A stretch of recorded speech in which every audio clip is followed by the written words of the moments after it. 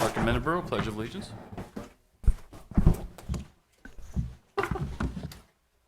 Salute. Pledge. I pledge allegiance to the flag of the United States of America and to the republic for which it stands, one nation, under God, indivisible, with liberty and justice for all. Roll call. Julie Beechner-Taus, Here. Joe Marcano, Here. Mary Little, Jose Gonzalez Jr., Here. Lori Eskew, James Robinson, Here. Lori Cisneros, Here. Lejeah Austin Turner. Here.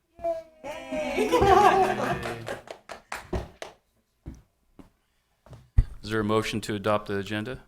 So moved. Is there a second? Motion, second. Any discussion? All those in favor? Aye. Any opposed? Any abstentions? Motion passes. Moving on to an approval of the minutes from the last board meeting held on April 14th. Is there a motion? Second. We have a motion. We have a second. Any discussion? All those in favor? Aye. Aye. Any opposed? Any abstentions? Motion passes. Moving on to public comments. How many do we have today? 3, We can go ahead and start with the first one. Greg West,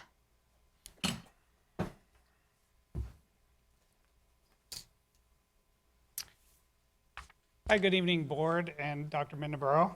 I'm excited. Well, first of all, I'm the CEO of Central Academy of Arts and Technology. I haven't met any of you yet. I'm excited to share a significant milestone for Central Academy of Arts and Technology.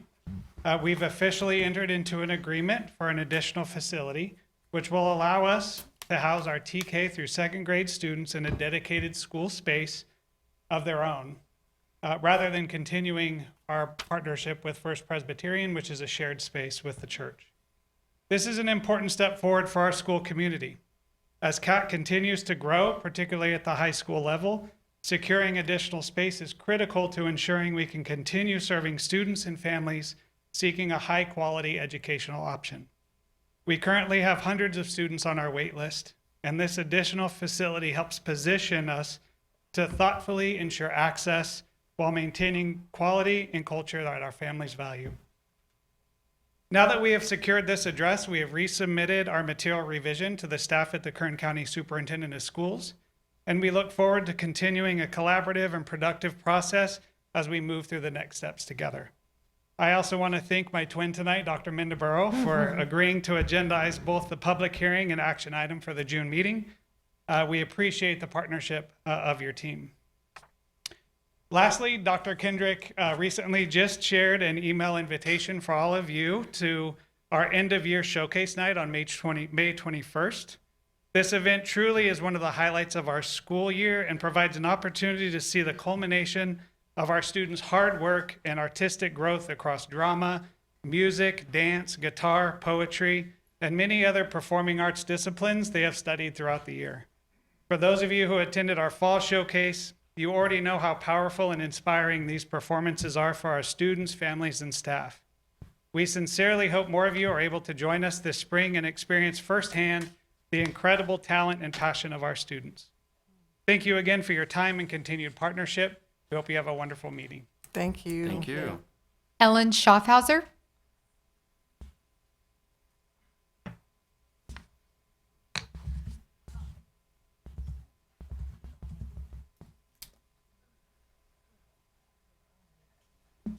Okay, let's see if I get my pane there.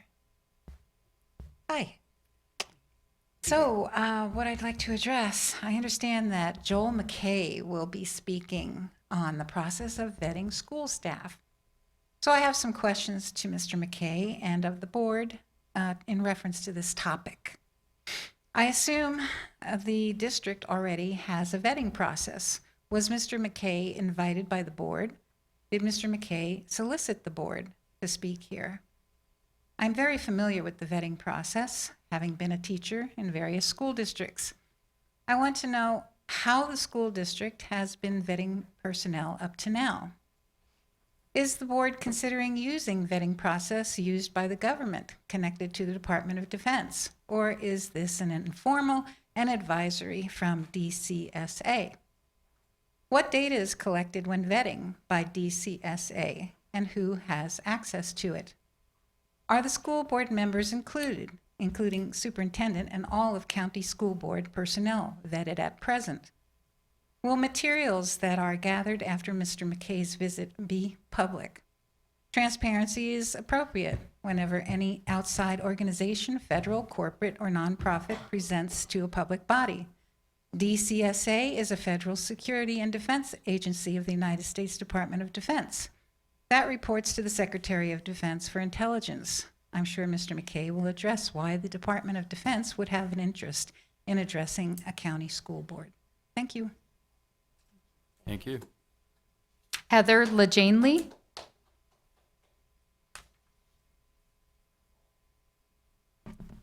Good evening. I just wanted to formally address a concern regarding, my name is Heather, and I'm just here as a community member to address a concern regarding the pickup and drop-off of the school next, or at the Central Academy of Art and Technology. Just wanted to get it on the record. That's all. Thank you. Thank you. Jess Sanders. I was just curious about the vetting. I think that all teachers should be vetted before, during, and along the way, because things change in life, and so does the status of their lifestyle. So I think it should all be vetted throughout. It shouldn't just be a beginning. It should be in the middle, throughout, and it should be a part of maintaining employment. Thank you. Thank you. We'll move on to our first presenter, Joel McKay, presentation regarding Defense Counterintelligence Security Agency process for vetting school staff. Mr. McKay? Yes, sir. I want to thank the Honorable Chairman and the Honorable Board for allowing me the opportunity to talk. I'm up here on my own. I'm not representing any organization. My background is I retired from the police department back in 2010 with 22 years on the force. And I currently work the last 16 years doing federal backgrounds, last 5 years as a special agent. Today, I want to briefly discuss the importance of periodic security investigations and 2 other accountability measures for public school teachers and other staff working for school districts I think are important. Teachers and others who work around our children hold one of the most trusted positions in our community. Every day, parents place their children in the care with the expectation that they are safe, supported, guided by responsible professionals. Because of that level of trust, it's critical that school systems maintain not only high hiring standards, but also ongoing accountability. An area of concern that deserves attention is the practice sometimes known as resignation in lieu of termination. Across California and other parts of the country, there have been instances in which school employees under investigation were permitted to resign rather than face a formal dismissal. In some cases, this may occur due to lengthy legal proceedings, collective bargaining requirements, settlement agreements, or insufficient evidence to support termination, or just plain negligence on the part of that school district. While due process is important and every allegation must be handled fairly, the public also deserves transparency and accountability. Parents should have confidence that serious misconduct concerns are fully addressed and, when necessary, properly reported to the appropriate credentialing law enforcement agency. One way we can ensure transparency and accountability is with periodic security investigations, which are not about distrust. They are about maintaining confidence. People's circumstances can change due to financial stress, legal issues, or personal challenges, all of which can impact judgment or behavior. Regular reviews help ensure that those entrusted with our children continue to meet the standards required for such an important role. In fact, the federal government already uses a model of ongoing accountability through continuous vetting programs managed by agencies like the Defense Counterintelligence and Security Agency. Federal employees and contractors with security clearances are routinely monitored for issues that could affect their eligibility. Importantly, only a very small percentage of individuals, generally estimated as well under 1% annually, actually lose their security clearances. This demonstrates that continuous vetting is not designed to remove people unnecessarily, but to maintain trust, identify concerns early, and ensure standards are upheld responsibly and fairly. Unfortunately, Kern County has also seen a number of publicly reported educator arrests and misconduct investigations over the past several years. While there is no official county-wide database tracking these incidents, local media investigations have reported multiple arrests of educators or cases of criminal misconduct involving teachers, coaches, aides, and other school employees. These cases have included allegations ranging from inappropriate relationships with students to exploited related offenses. The overwhelming majority of teachers are dedicated professionals who serve students honorably every single day. However, it only takes a few serious incidents to damage public trust and put students at risk. That is why proactive accountability measures matter. The goal is not to unfairly target educators, but to identify concerns early, protect students, preserve confidence in our schools. Another area that deserves discussion is the importance of drug testing for educators and other school district employees. Teachers are responsible not only for educating students, but also supervising classrooms, responding to emergencies, and making important decisions that affect students' well-being. Impairment caused by illegal drug use or substance abuse can impact judgment, reliability, and professional conduct. Many professions involving public trust and safety, including law enforcement, commercial transportation, healthcare, and certain federal positions, already require some form of drug testing. Schools should consider reasonable accountability standards to help ensure students learn in a safe and stable environment. Importantly, drug testing policies should be implemented fairly, respectfully, and in accordance with the law. The purpose should not be punishment or stigma, but prevention, early intervention, and maintaining confidence in the education system. In some cases, these policies may even help employees receive assistance before a more serious issue develops. Another important issue, I believe, is maintaining CPR and first aid certification for teachers. Schools are responsible for care of children for many hours each day, and emergencies can happen at any time. A student may suffer medical emergencies such as cardiac arrest, choking, asthma attack, and severe allergic reactions or seizure or serious injury on the playground or in the classroom. In those critical first moments, the actions of nearby adults can mean the difference between life and death. CPR and first aid training give teachers the knowledge and confidence to respond quickly and effectively until emergency medical personnel arrive. Maintaining certification is just as important as obtaining it initially because medical guidelines and emergency responses procedures are updated over time. Regular recertification ensures that teachers maintain familiar with current life-saving techniques and best practices. Teachers are often the first adults to respond during emergencies at school events, athletic events, field trips, playgrounds, and classrooms. Having trained personnel across the campus strengthens school safety and reassures parents that schools are prepared to respond responsibly during emergencies.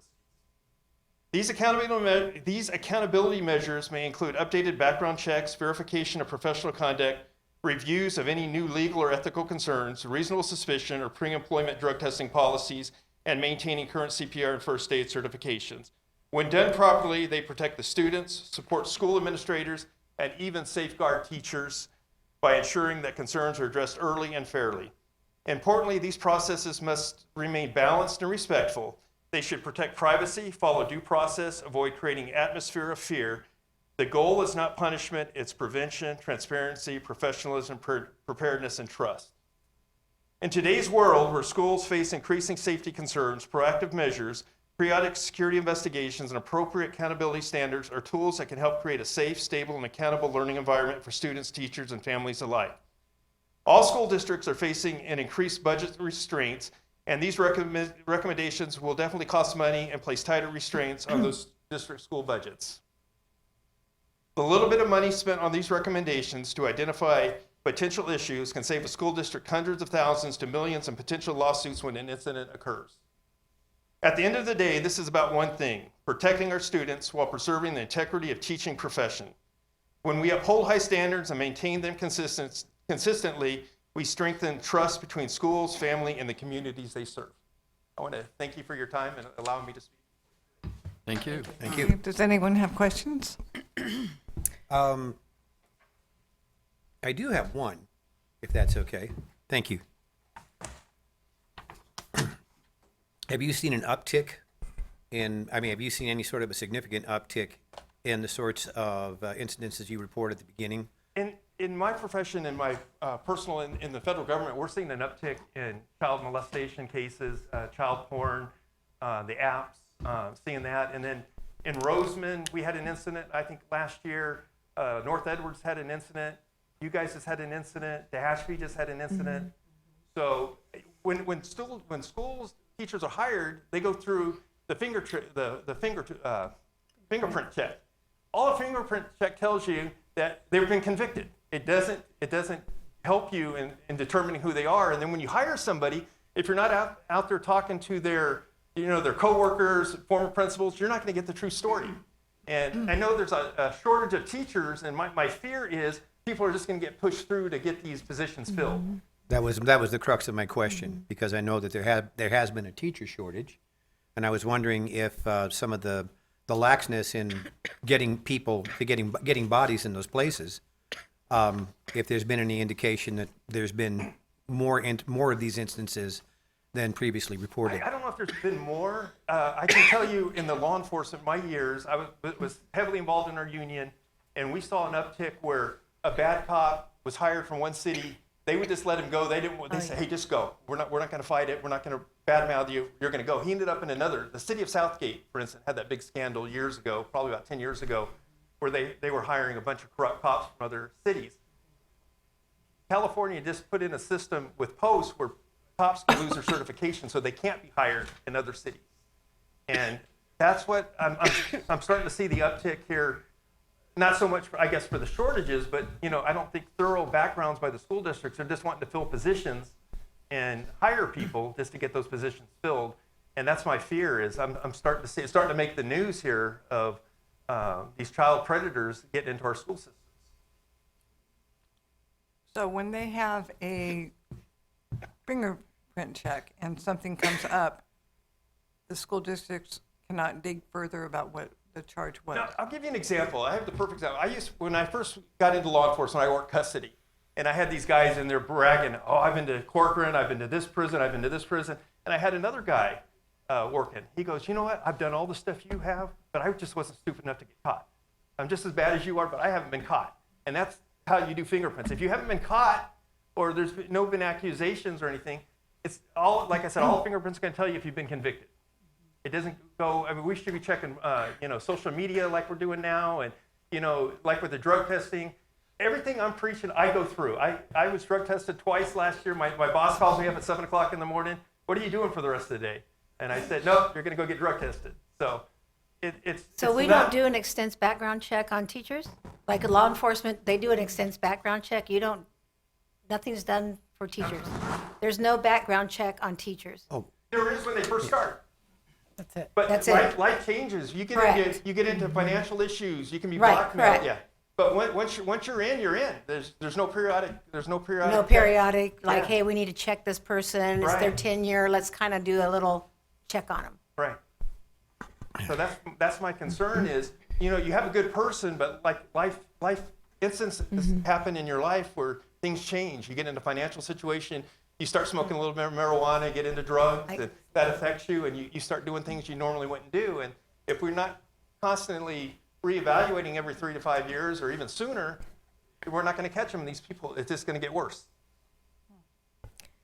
And I want to let the public know and the board that Mr. McKay lives in Rosamond, and he reached out to me. He's in my area and just called me with a concern about the vetting process that we, as a state, really, it's not just Kern County. It's just, as far as I understand, the vetting process is a one and done at the beginning. So I appreciate you coming all the way over here to tell us about this. And just so everyone knows, I don't really know Joel on a personal level. He just knows my number from it being public. And so that's how we connected. And I reached out to our president, and he approved to have him on the agenda. This is just a presentation. And I know we're adding a little discussion with it, but so I don't know if this is an appropriate time to talk about what we have in place, or do we want to put that on the agenda for another time, or how do we I was want to going move to save forward? that till the end of the meeting when Dr. Okay. Mendebro gives his closing comments. Okay. And That sounds I good. just want to emphasize that continuous vetting is not a punishment. There's Yeah. so many people we catch early on that are starting to go down that, we can start to see them go down that path, and we can correct that path. If we can catch things early, we can save people. It's like you said, 1% people lose their security clearance in the federal government. So it's not out there trying to get people or disparage people. It's just, like I said, make sure our children are safe. What we want to do. Thank you. Thank you for Mr. what you McKay. do. Appreciate it. Thank you. Thank you. We'll now hear from our next presenter, Dr. Dave Ostash, CEO of Self-Insured Schools of California, SISC. Yeah, we have the pleasure of having Dr. Ostash coming up to present about SISC. This is a JPA under the Kern County Superintendent of Schools. We're the administrative agent of this JPA, and so he's going to kind of give you a broad detail. All your health benefits are under SISC, and so we thought it'd be appropriate as we continue to highlight here the different programs within KCSOS and divisions to also highlight this JPA. So it's all yours. Thank you, Dr. Mendebro. It's an honor to be here. Board of Education, good evening. Good evening. See here. So I'll be covering an overview of a lot of the things that we do at SISC, Self-Insured Schools of California, but I thought it would be helpful to identify these sort of three themes that my team and I thought you might appreciate to help frame all the information we're going to share. So stability, expertise, and innovation are three themes I kind of want you to think about. There's so much that we do, and we'll try to keep it at sort of that 30,000 foot level. But as we move through it, I want to kind of highlight that we're going to really show you things that I think by the end of it, you'll agree that, wow, that shows how stable an organization we are, how expert we are, and how we continue to innovate, which has really driven a lot of our success and our growth to where we are today. Okay. So who are we? As Dr. Mendebro indicated, we are a JPA, Joint Powers Authority. We are administered, we're proud to be administered through the Kern County Superintendent of Schools. We're a public, nonprofit, member-owned pool. So we're really not an insurance company. We do purchase services through insurance companies to help deliver our business, but what we are is a pool. We pool our resources and we empower our school districts, our community colleges, and our county offices of ed who belong with us, whether they have 5 employees or 500 employees or thousands of employees. We level the playing field and everyone gets to be a part of something really incredible. We started in 1978 with what we call SISC 1, which is our workers' compensation pool.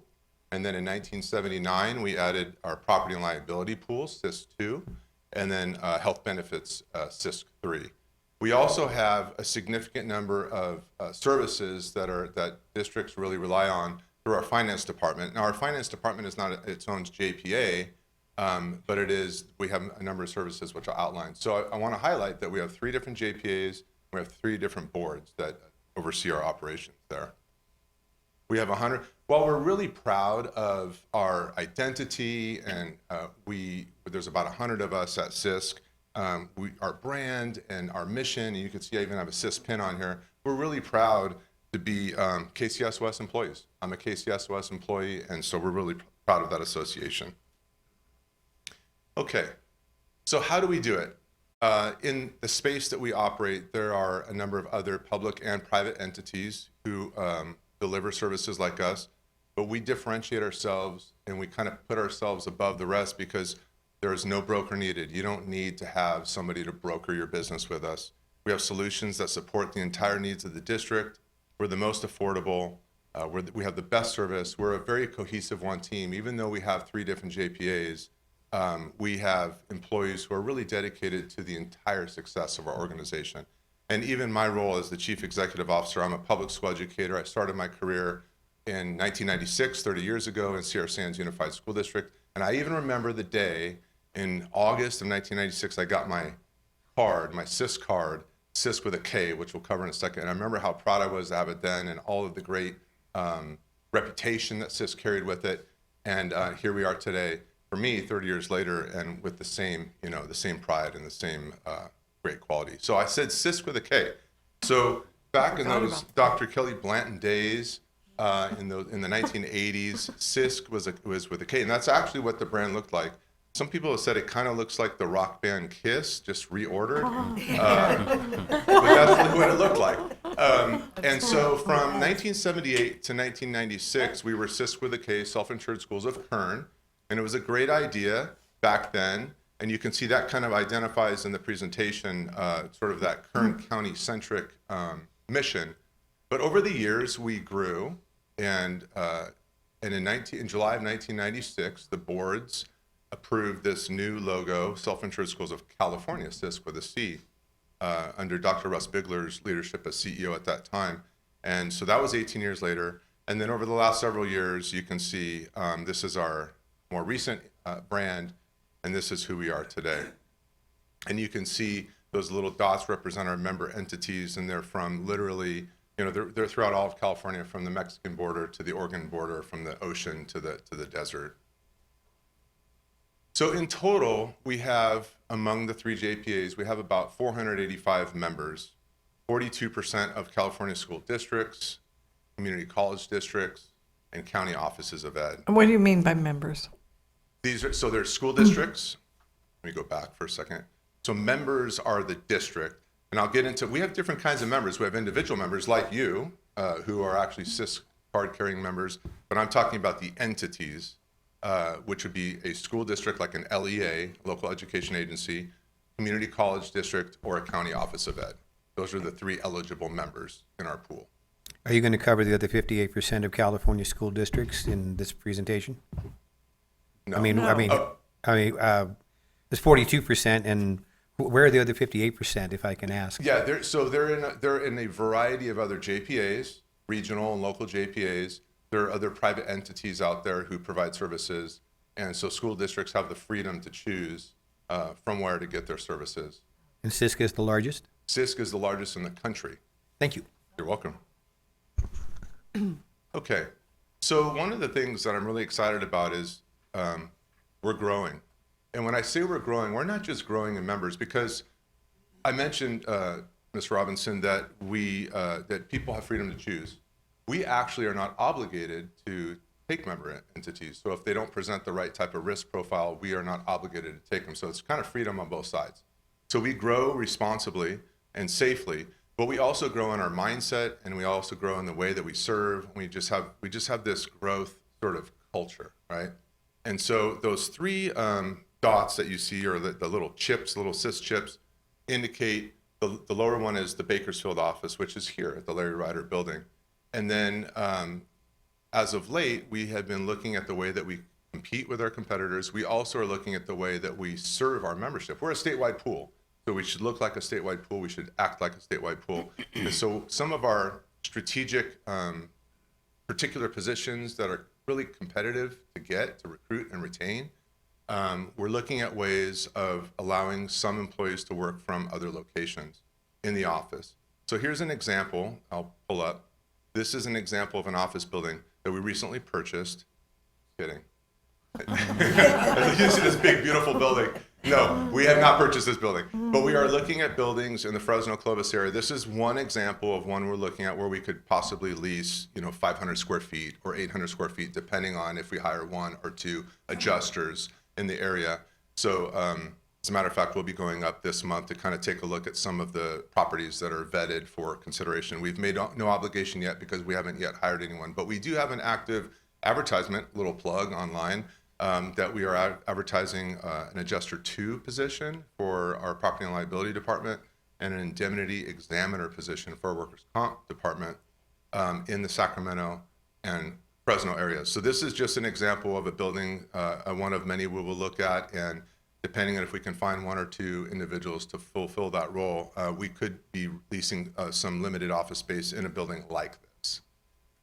Here's an example of the Sacramento office. We actually, KCSOS has an office. Michael Holsizer used to fill the office, and now our incredible Carlos Rojas is our Chief of Government Affairs. So those 2 pictures on the right-hand side are actual pictures that I took a few months ago of some office space that would be available available to us to lease if we can recruit and retain somebody in the Sacramento area. So the office space is literally across the street from the Capitol. It's a very attractive area. So kind of want to highlight that we are really excited in 2026 that we're moving kind of onward and upward and looking to find professionals who can help us best serve our members throughout the state. We're also considering in the future the possibility of placing one of our strategic employees in health benefits in the Orange County area, as we've grown quite a bit in that area. Okay, so our CISC executive staff, actually Alex Fisher is joining me this evening. He helped me put this presentation together. He actually replaces me as the newest member of the team.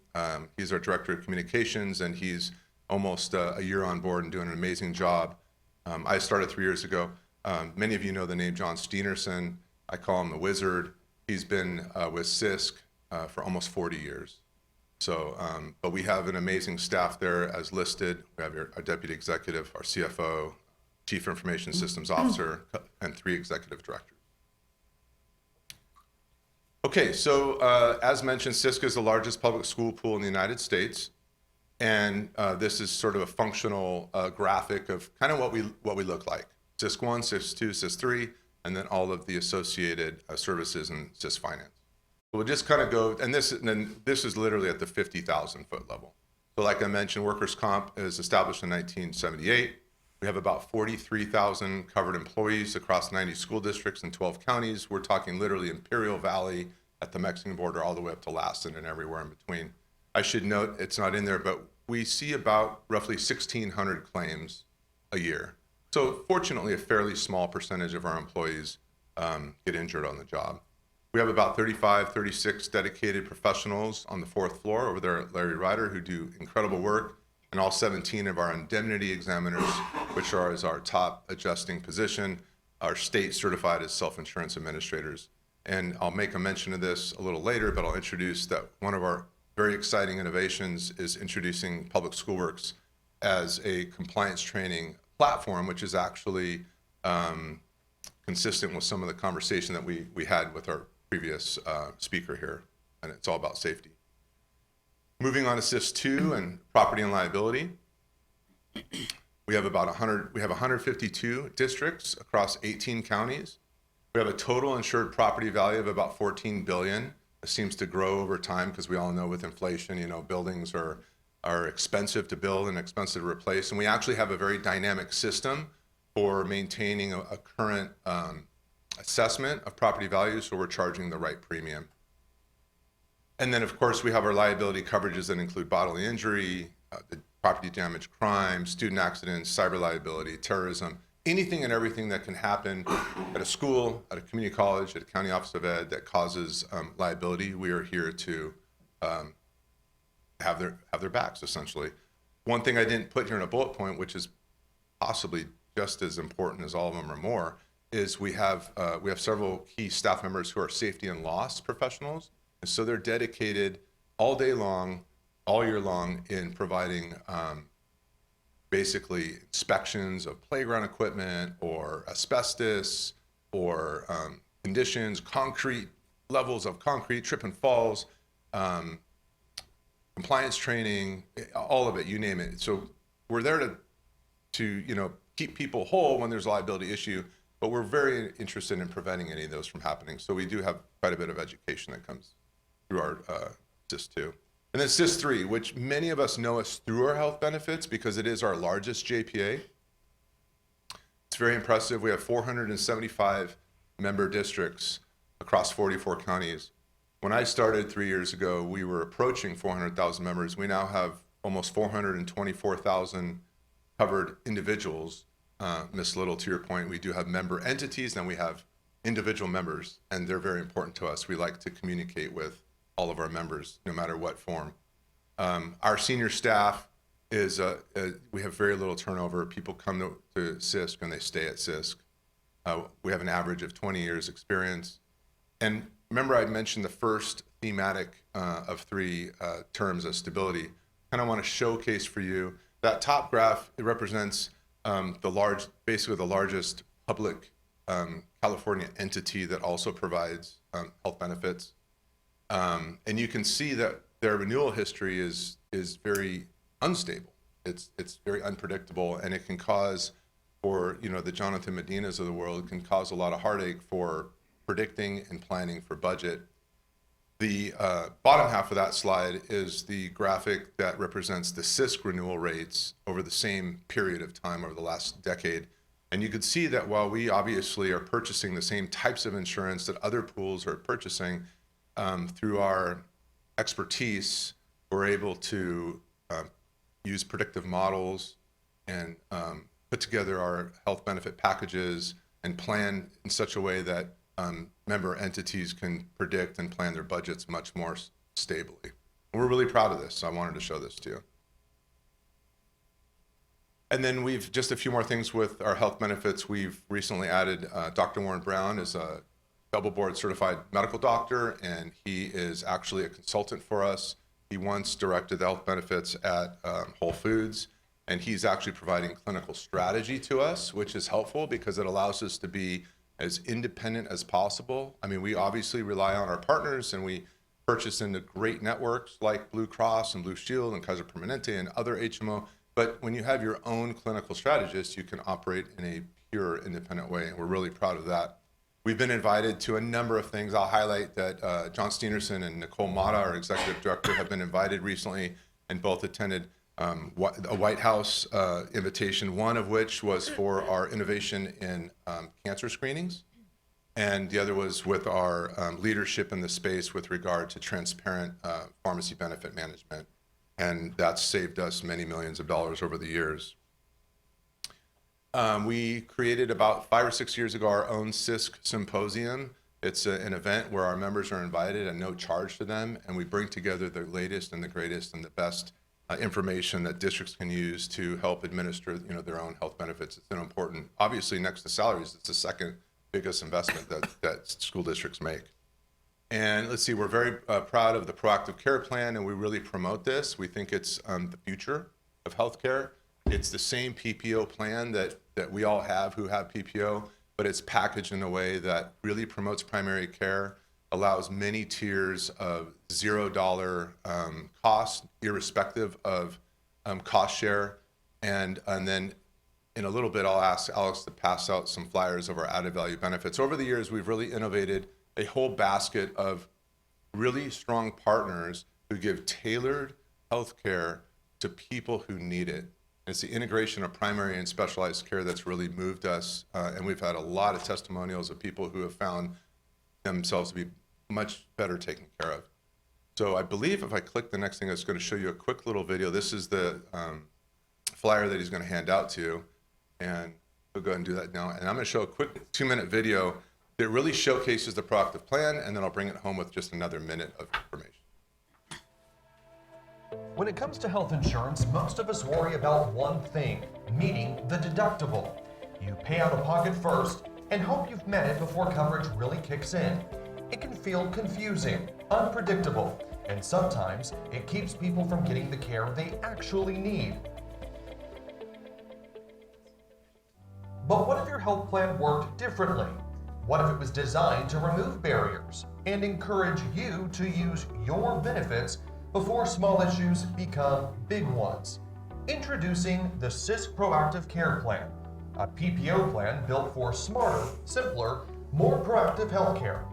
With Proactive Care, you pay $0 for primary care, $0 for urgent care, $0 for physical therapy, $0 for mental health services, and $0 for many name brand drugs, including several medications and products people dealing with diabetes and asthma use on a regular basis. It's not too good to be true. It's intentional. Our team at CISC partnered with leading physicians to design a plan focused on 2 priorities: delivering high-quality care and keeping costs down. By strengthening relationships with primary care providers, we help you stay healthier, which lowers long-term costs and reduces strain on the healthcare system. Unlike traditional PPO plans, Proactive Care has no deductible for co-pay-based services. You'll know your costs up front. No surprise bills, no waiting to meet your deductible. And you still get access to the full Anthem PPO network, giving you broad provider choice and flexibility. We believe healthcare should feel accessible, predictable, and supportive. That's why we're introducing another option alongside the great coverage you already rely on. A simpler way to access care and focus on what matters most. You, the CISC Proactive Care Plan. Sign me up. Anybody recognize that voice? Yes. Yeah, Alex Fisher. Where'd he go? There he is, Alex Fisher. Our one and only. I was you. Now I know. The consultancy fee was just right for that voiceover. It was good. Okay, kind of bring it home here. So the last, this is, like I said, the CIS Finance Department it's not a JPA, but it serves all of the needs of each of the 3 JPAs, workers' comp, property and liability, and health benefits. Kim Sloan's our CFO. He does an amazing job. We have 10 incredible employees who run that department, and what they do with that level of full-time equivalent people is just astounding to me. So we have comprehensive financial oversight of everything at CISC, has an annual budget of close to $4 billion. We process $300 million monthly and adjudicate all of these, important resources from school districts in the strictest and most excellent way. And then we also have 3, I kind of highlighted those 3 things. They're a little elusive in the way that they're described, and it would take a long time to explain each one, but I would just highlight that we also have 3 significant programs that many districts, county offices of ed and community colleges choose to be a part of. Don't have to, but they choose to, is the defined benefit plan. So school districts who have seasonal and part-time employees who are under 4 hours, think like a noon duty or a crossing guard person, or many people who don't qualify for CalPERS or CalSTRS. The district either has to pay into Social Security, or they can, as another option, they can be a part of a defined benefit plan. We're one of very few entities in the state that has an approved defined benefit plan for that. So we have a significant plan, a big dollar plan for that, and our GASB 45 trust, which is also known as the OPEB fund. So for districts who are reserving for post-employment benefits obligations, you can invest money and get a greater return. We have, over the last many years, averaged anywhere between 7 and 12% returns there. And then we have the Flex 125 plan, which many of our members take advantage, which is pre-tax dollars for dependent care costs, medical costs, dental costs, orthodontic costs, health supplies, et cetera, et cetera. So a lot of people appreciate using that. The last slide here is our guiding principles. I won't read through all of them, but I will highlight the first and the last one there. We serve in the best interest of our member districts. That's the only reason we exist. We want to be the best at what we do, and there's no financial gain for anyone. We're Kern County Superintendent Schools, public employees, and a lot of our competitors have financial gain opportunities. We don't. We just want to take care of our members. And the last one is that I love is behave in such a manner that when people think of CISC, they think of fairness, caring, and integrity. And I'm really confident and proud to say that I know that's how people think of us. So in closing, I hope that those 3 terms that I use, stability, expertise, and innovation, is accurately kind of captures a lot of what we do. And that concludes my presentation, and thank you for your time. Thank you. Okay, well, I have a couple of questions, so you can't leave me yet, Dave. On the workers' comp, so when there's a workers' comp claim, does it come through CISC? We actually do all of our own claims in-house. Our people do it all. We have some partners who help us with certain triage things, but our employees they're the case managers and they're the examiners, and they handle all of the workers' comp claims. So do we recommend the doctors they go to and everything? There's a network. We don't get into clinic. No, we don't do clinical advice. Okay. We provide all of the resources necessary for them to get the appropriate care, but the clinicians and the doctors are the ones who drive that. But they have to be a part of our medical network, and we have all kinds of cost containment elements and efficiencies and such. So you can recommend it, but who decides The medical professionals within our network make all the clinical decisions. Okay. And if somebody wants to appeal that, or if they don't like it, is there a process for that? There are processes. And do they go through CISC management? Normally they would go through the medical process through the medical provider, and then and we don't really get involved with that. And but if there's a complaint, we do handle the complaint. So you never get involved with arbitration or? We are not our employees. No. Okay. So explain to me how, since you're an NPO, is that what you said? Yes. Okay. How the funding works and how, since you're an actual employee of CISC and the superintendent of schools, how the funding works from how you get money and how does it come back in? Yeah, so we charge a premium to every member district, and the premium is calculate for workers' comp. It's a certain value per employee per year. I'm trying to remember because premiums are different for each of our JPAs. It's an X amount of dollars. Let's say it's $5 per employee per year. I'm speaking off the cuff, but for workers' comp, it's the same premium for all member entities, and it's calculated, by how many employees they have in the district. And is it always a positive cash flow at the? Yeah. We if you're asking if we meet our budget, we always project what our budget will be. We are really good with workers' comp on that. It's startling how close we get on that. I'm going to say generally, yes, we are very close to our budget, but we also are very well reserved. And that is probably the main reason why we're there's many reasons, but it's why we're so stable is because if there's an unexpected, like during COVID, we brought in a lot more premiums than we paid, and it increased our reserves. So then if there's a year where it's more expensive than we thought, then we don't necessarily have to go and back bill people because we have reserves. We have what we call stabilization funds.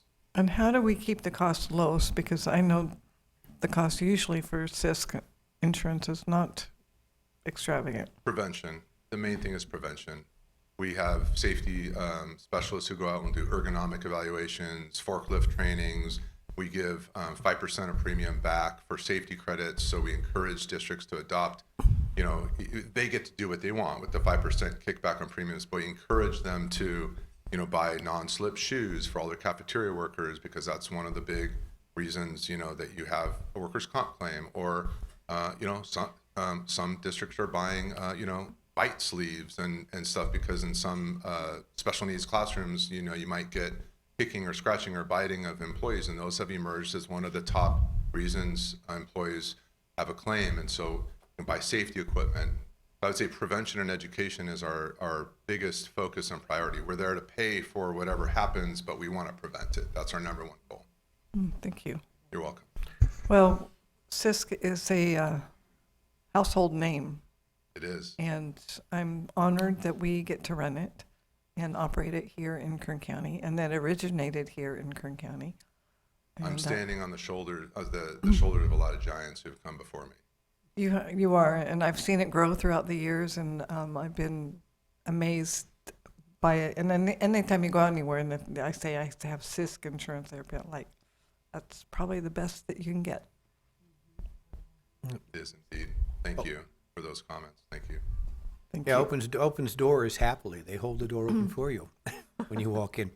Well, hence the proactive care plan. We're looking at all different kinds of ways of sort of harnessing our benefits in ways that benefit our members first and foremost, but also steer the right kind of care by the providers so that we can ultimately provide the best wellness, but also contain costs. That's a tricky balance, but I appreciate you saying that because we are working very hard on walking that tightrope. Okay, if you could help me understand something, CISC 1, CISC 2, and CISC 3, are these divisions, departments, or how do you? I'll let Dr. Mendebrew correct me, but CISC as an entity is a division. We're a JPA, but we're a division, and then each of the individuals, I consider them departments. I consider CISC 1 a department, CISC 2 a department. looking at SISC 2, it says property and liability. We had a little lesson in liability back in December, if you recall. I do. As a board. And wanted to ask you, when it says property and liability, when we talk about liability, are these any of the concerns that Joel McKay expressed with regards to, like, for example, if there is any misconduct on the part of a school employee or a teacher or an aide, does that fall under liability of SISC insurance? Yes, sir. Thank you. Good question. Any further questions, comments? Excellent presentation. Yes, thank you. Thank you. Thank you, Doctor. Thank Wait you. a When's open enrollment? What? When's open enrollment? Is it November? No. Yeah. We want it up until August, until you, or? wanna Tell change us, some tell plans? us. What's that? Open I need enrollment, to generally, each school district is different, but Okay. KCSOS is, I believe, in September and October. But I can get back to you, it's the fall. Thank you. Thank you. Thank you. All right, we have our third informational item. It's a presentation regarding RISE Spring Picnic, and who's doing that? Who's presenting? Yes. Trustee Laura Cisneros. All right. Well, we had a great time. We had several, Mary Little and Lori Eskew, Joe Marcano was able to come, and myself. And we, before that, I wasn't prepared to, I don't know why I didn't prepare myself to present this, but I got this because it was so fun. I want to start with that. To be there on campus with students at the North Kern Community Campus. Before we met, though, we had planning Zooms with people from our staff here at KCSOS and the kitchen staff and the alt ed staff, and Mary Little and I were on that Zoom and talked about ideas, and it came together. I just love what my favorite thing is about this, I think. Man, there's a lot of good things, but I think my favorite thing is to see the community come together, and just in planning and doing something special for the students. I know we did it for the Blanton campus in November for the Thanksgiving lunch, so this was a little bit different. We had a picnic, and we had sandwiches and salads and watermelon and ice cream, and Mary came up with a little craft that was super fun. I'm sure you want to share too if you want to jump in. But it was great. What a great time to do something for the students, and something that I really believe the whole community can agree on. That's what's really cool about it too. It's not something that's controversial or it's something that we can agree together as a community to love on these kids. So anyway, that was what we did. And did you want to add anything to that? Oh, not right now. We have a video to watch. Oh, okay.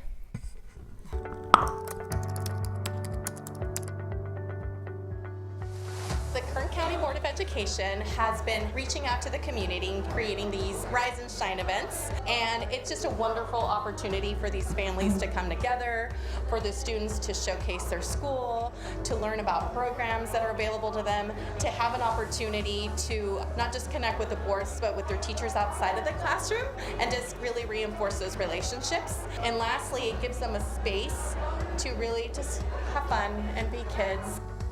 We just wanted you to see our faces and to know that we actually really care about you and your families and this staff and this place. It's just vital, I believe, for trustees to really get to know students and families and teachers and staff and admin and make that bridge, that connection that really should be there. And there's a lot of issues that people disagree on and argue about, but everyone can agree on pouring into students' lives. We just don't sit on a diocese and do resolutions and pass stuff and not care about their kids or care about them or what's going on in their community. So to come out here and plant flowers and have a car show or play a game with them and interacting is something that is just really near and dear to me. I've done nothing but work with kids, literally my whole life. And so for me to come back to a community school and get to do this is really rewarding. Hi, thank you for coming. We're so excited to have you. Dallas. Nice handshake. We want to motivate them, connect with them, and then let them transform. And they've done that in the past events where they've been able to transform. And the teachers report that they're doing better in the school, they're doing better in their activities, they're doing better with their family connections. So we want to keep doing this to show them that we can have hands-on approach with them, show them that we care and that we're here for them. It's just really important for our students, and I think students in general, not just ours, but I do believe that we have to be able to give back to our kids, provide them opportunities that maybe they don't traditionally have. And being able to come out here and them have the chance to be out communicating, working with our students, our staff members, even getting to meet the board members because they don't normally see those people in traditional settings. They just get to see us in a different light, and I think it's important for the parents to come and see us all interacting together as well. This is a great tradition and a way to bring the community together. Kern County Superintendent Schools Office works in collaborative efforts with the Kern County Probation Department, and this is a great way to really bring the students from both programs together and provide them an opportunity of a meal that they can enjoy.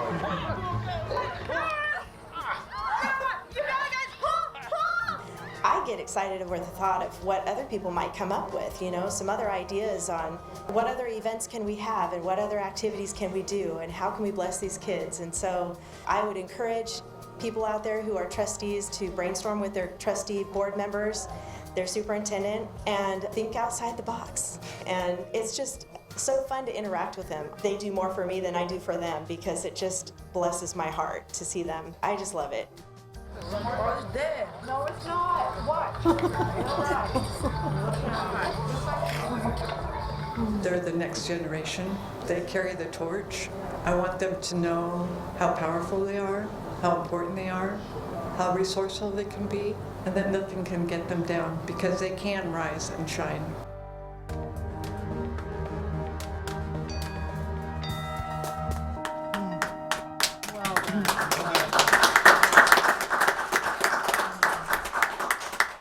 That video was a compilation of some of the other events that we've had as well, and we had the flowers outside, and the boys actually came out first and picked all the pretty flowers, the pink ones. So when the girls came out, they were all gone. But it was such a relaxing. Enjoying time. They just really enjoyed the time. They were really scared about even trying to do it at first, and then they was like, "You want me to plant a flower? What is this for?" And I said, "No, you can take it home and watch it grow, and you water it." And and then a lot of them was like, "Yeah, I can take it home and give it to my mom, or I can take it home and do whatever with it." Then some of the parents came in and did it too, and it was just a beautiful time of planting, growing together, and sharing together. And we heard some great stories from these kids. They talked about some of the real things that they're going through, and it opened up an area of conversation for them where they were able to just share. And I know we all had an experience where we were like, wow, did you hear what those kids told us? Did you hear what they said? Because we were there and we were just part of them and being with them and showing them that we do care about them. It's very, very rewarding.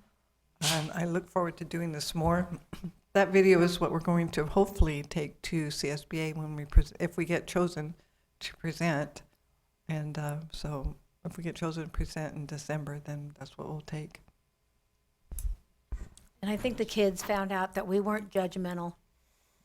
So when we sat and talked with them, especially that one kid with like me and Joe and Lori sat and talked with, and he'd been in trouble, and we weren't judgmental.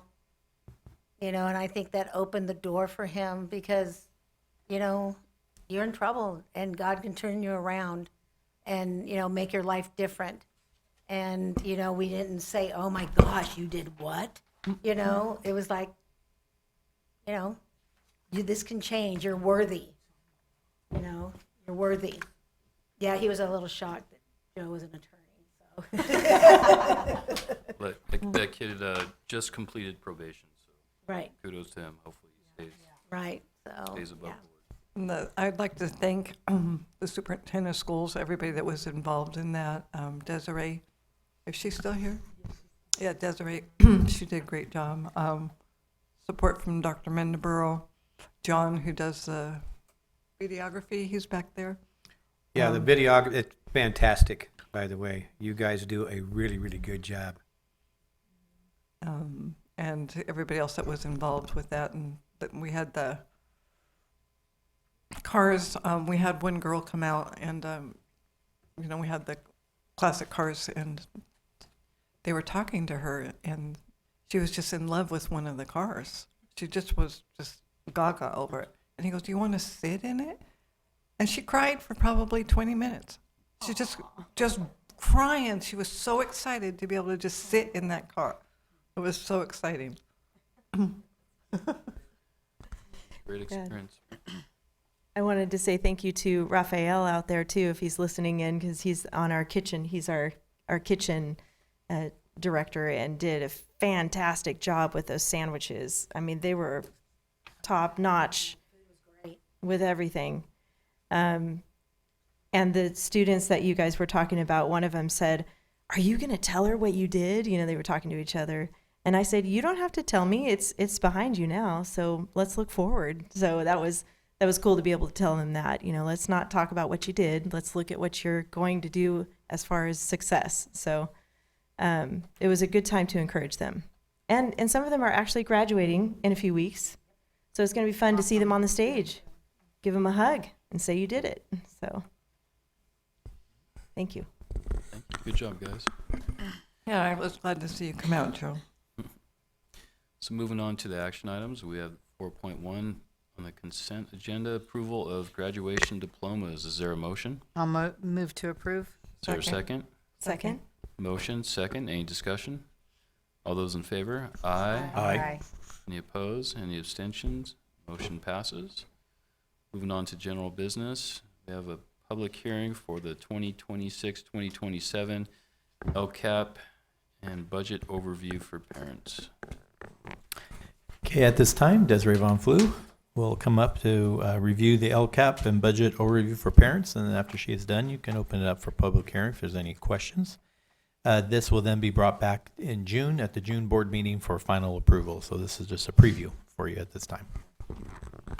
So I think everyone on our board has been through the LCAP process or a portion of it, but just as a reminder, the LCAP is a 3-year plan and it reviews the goals, actions, and expenditures that we'll be making to improve student outcomes. So I want to remind all of you about our RISE program, our alternative education program. We have our community schools and we have our court schools. In our community schools and court schools, we have served almost 1,300 students. And the enrollment number that goes with those 1,300 students is just over 2,000 students. The high schools with Kern High School District are of that size. So this is a significant number of students that we are serving. Those that we're serving during their time of incarceration are with us for an average of 36 days. Those that are enrolled in our community schools are with us for an average of 78 days. And so as we're looking at the plans this evening and looking at the accomplishments that we've had to date, I just wanted you to keep those numbers in mind. There are 10 state priorities that go along with a county LCAP. All school districts do an LCAP, and then the county offices do an LCAP as well with an additional 2 priorities. And those include student achievement, student engagement, school climate, parent involvement, basic services, the implementation of state academic standards, course access, student outcomes, the instruction of expelled students, and services for foster youth. While we're creating the LCAP, it is a year-long process, but this is the phase that we go through where we do a lot of consultation with our parents, with our students, with our school staff. We meet with our bargaining groups and our community partners to engage with them and to learn about their priorities and needs. And so our LCAP that you're looking at tonight for the first time, as Dr. Mendenborough said, you'll look at it again next month with a recommendation for approval, contains 5 goals. And so we're going to walk through the anatomy of the LCAP this evening, and then you'll have the month to consider any additional questions that you might have and take a look at it again at the June board meeting. Goal number 1 begins on page 13 and talks about the social emotional development. And this is where you see the basic template of the LCAP. You'll see the tables starting on page 13 that talks about what our goal was to accomplish in year 1, in year 2, which is where we currently are, and in the next school year, we will be in year 3. And so we'll be comparing all that data along the way. After looking at social emotional goals, I'll call your attention to page 19, which is where we start our academic achievement goals. And there we look at our efforts to improve student literacy and numeracy while they're enrolled in our program. Goal 3 starts on page 27. And there you can take a look at our progress towards student engagement, towards creating positive school environments and climates, and the outcome of our pupils in their participation. Goal 4 covers the services that we provide to students that have been identified as foster youth. And so this is one of the special goals that only applies to a county program as we provide those services countywide. And on page 49, you'll find the beginning of goal 5, which is where we talk about our special education program as well. What page was 4 on? 4 is on page 39. So as you take a look at those tables, you can see what the original goal was. If we've made growth or if we've still got ground to cover. And again, I think it's important as you look at that data, those are goals that we're trying to accomplish in 39 days. And there are a lot of things going on in that student's life during those 39 days. Some days we celebrate the mere fact that they chose to come to school that day and to meet with adults that may not have the same priorities for the day that they would like to have. And so I'm really proud of the efforts our staff has made. As you can tell by the previous presentation, through the Rise and Shine activities that the board has engaged with the students, we really are making great strides in developing positive relationships with the students that we serve so that they can be better prepared to return to their districts of enrollment and their districts of residency. So I'm happy to answer any questions that you might have. Otherwise, you'll have the opportunity next month to ask questions again and a recommendation for approval. I have a question, Desiree. Yes. On page 1, the equity multiplier funding, what is that? Jonathan is here this evening, and Jonathan is going to be presenting the budget summary of the LCAP, and he can address that for you. Okay, Jonathan, do you want to? Right there. Good evening, board.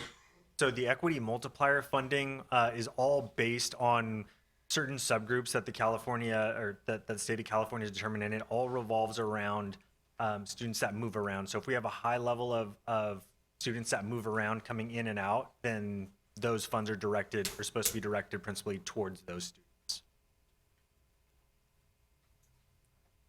I don't get it. If we have it's just a student that moves around a lot. It's Okay. it's additional funds to support that student because, again, the data in the eyes of the CDE show that a student that moves around a lot needs more supplemental support to keep them in line with their peers. Okay. Thanks. add to Jonathan's information that might help connect those dots, our students usually come to us over 50 units behind. And so whether they have transferred due to instability at home from school to school, or whether their attendance has been lagging, that is considered also not being in school consistently, and that's when they start to fall behind with their credits. And so that's why there are additional supports in place and intended for those students to help them regain that. I think I've asked you this before, but do you study other counties' LCAP reports and how we compare to other counties across California? As far as performance of student performance goes, Performance, or just absenteeism, just kind of the whole package. I just wonder how we compare to. very consistently. Okay, okay. That helps to know that. There, in direct relation to that, it's on page 7. It says, in the first paragraph, that improvement process CIP with Yes. 3 neighboring county offices of education. Correct. So we are working with those 3 offices of county education, correct? Correct. And And what- that is because when California schools are ranked with their performance on the dashboard, schools that are not performing at the level that the state has set as the expectation, they then receive support from another entity. In this case, we have been working with Fresno County Office of Education directly, and all of the county offices fall into that category of receiving that additional support for one another. So Fresno is one of them? And what are the other 2? That our county offices in our region include San Luis Obispo, it includes Fresno, and am I saying Santa Barbara? That's not, yes, Santa Barbara. Okay, thank you. Okay, thanks. Thank you. Yeah, and I have a question too about the surveys, because I did read through this. And I realize that it's hard to look at the data from the students because we don't have them for very long. But do you really look into the staff answers and teachers' answers as something valuable that you can use? We do, and actually we have a better turnout on our student surveys Okay. than we do our staff surveys. And the Oh. reason being, it's done in class. That's Okay. part of their assignment for the day, is to provide the feedback on their experiences. We have asked the staff to do that in the past, and the LCAP has been around 7, 8, more than that, a long time. Long time. A long time. And so it becomes repetitive for our experienced staff members. So we specifically talked this year, after going through this cycle, about what we can do to incentivize that process, to increase the feedback that we get. Because as you're looking at the staff responses, Yes. sometimes the percentages are very low. And then they say, but you have to look at the number of staff members who participated in the process. And so then it becomes very fluky data.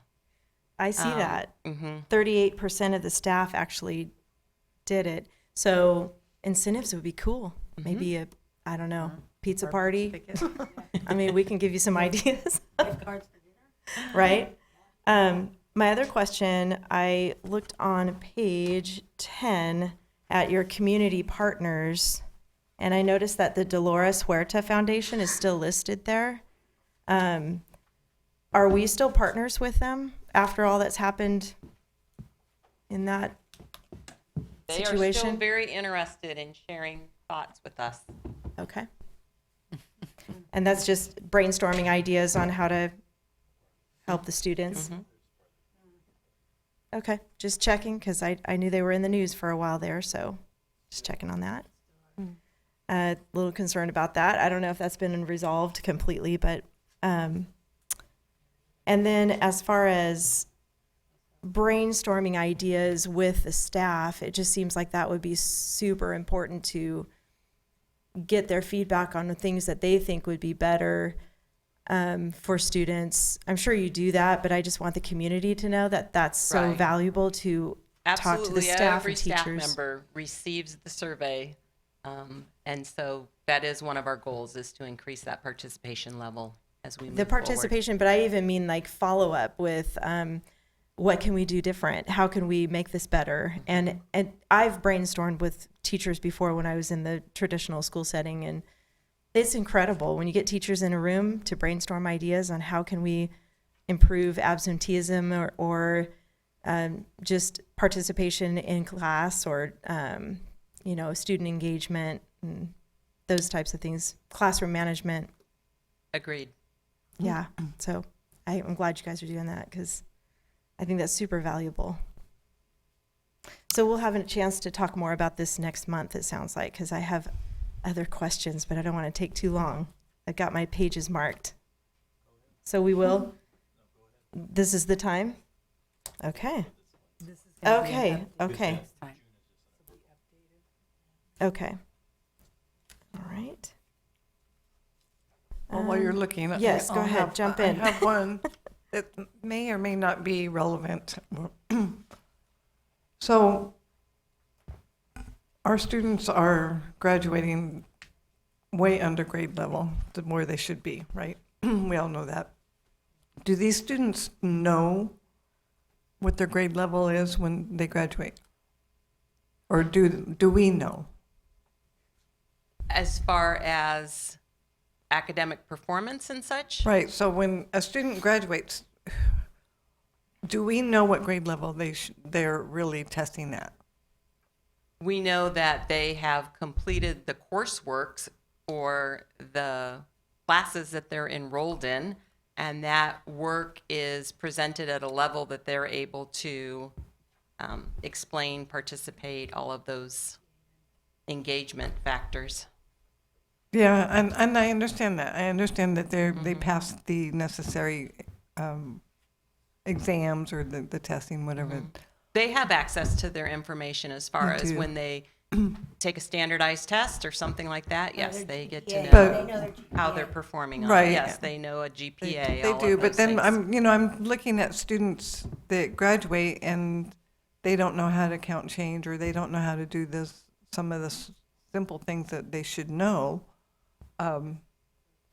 So then I'm thinking, okay, and then national average is that they are not testing at grade level. We are passing them, and they shouldn't be, or they should test higher. So that's kind of a quandary for me. It's like, okay, where are these students really when they graduate, even though we're passing them? So California used to have the exit exam. Yes. And that sounds like something along the lines is what you're looking for. And that is not part of the process. No, and I understand that. I understand this LCAP isn't going to address exactly what I'm getting at. So, thanks. Should LCAP address something like that? An exit exam? Not No. as a requirement from the California Department of Education, no. And are you asking my personal opinion? Yes. I don't have a personal opinion on that.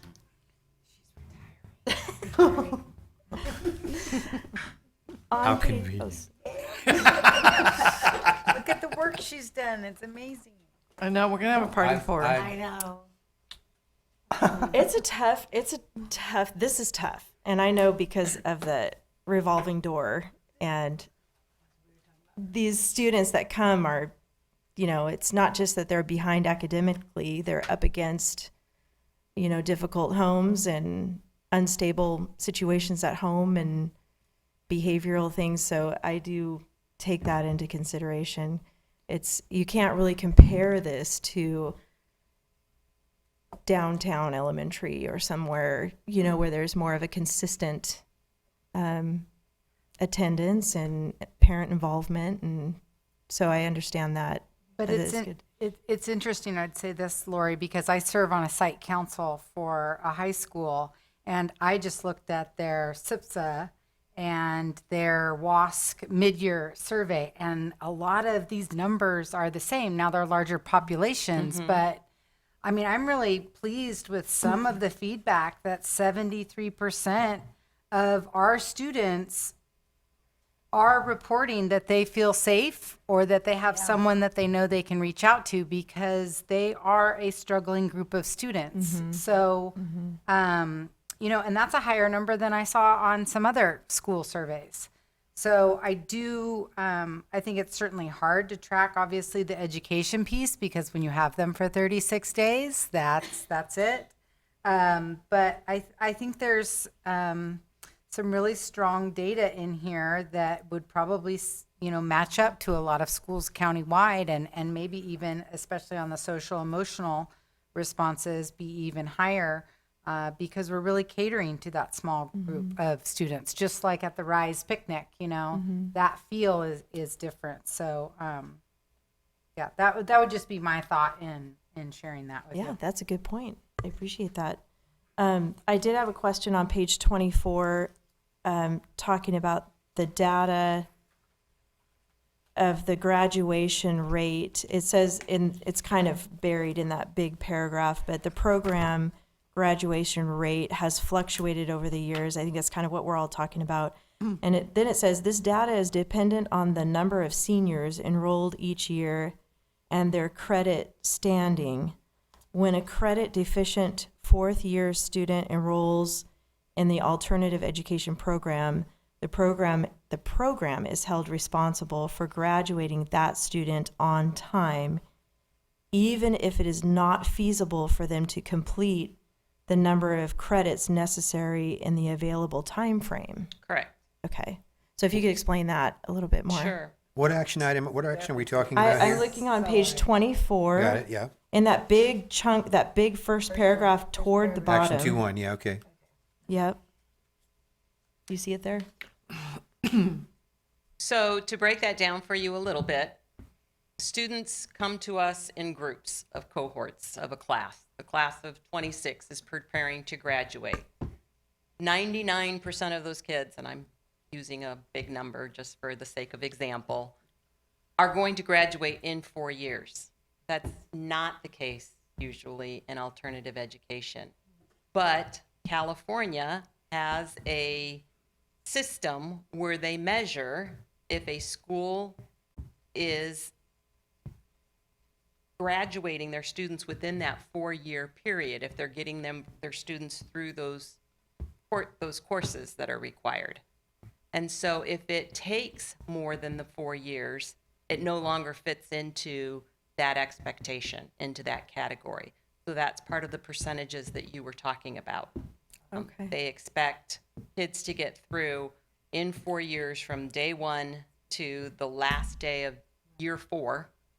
And if it doesn't work out, that goes against us. Well, it just so happens that the student scenarios that we see very rarely fit into that category of a clean 4 years. Right. Okay. So when you say get through the program, they're just finishing it, not necessarily mastering it. Is that what you mean by that? That they are completing the required 4 years of English and the required 2 years of, 3 years of all of the A through G requirements or the graduation requirements that they're pursuing. Correct, that they are completing those classes. Okay. But when they come to us, deficit units, they're not going to make that 4-year graduation mark, and now they fit into a different category. And that's Okay. what that is describing. And the responsibility of the program is the responsibility of KCSOS? And that's where, on the 30th, we'll see a number of students graduate. They happen to hit that end of the required coursework while they're with us in that term. The rest will be returning to their high school of residence to complete that. And then it will become that unique category for a school in the Kern High School District or for Delano or for Wasco, wherever the students are coming. See. So when they complete the work, it's a matter of passing it too, right? It's not just getting to the end of the Correct. module or Correct. whatever. Okay, Correct. I understand. Okay.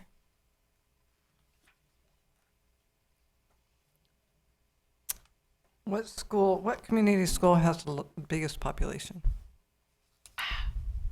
I looked at these numbers today. Well, I looked at our class sizes today. It's either going to be, it's going to be Blanton. Mm-hmm. North Kern will be right behind it. I would want to phone a friend just to make sure, but my phone is in the back row. I could pull up the numbers for you.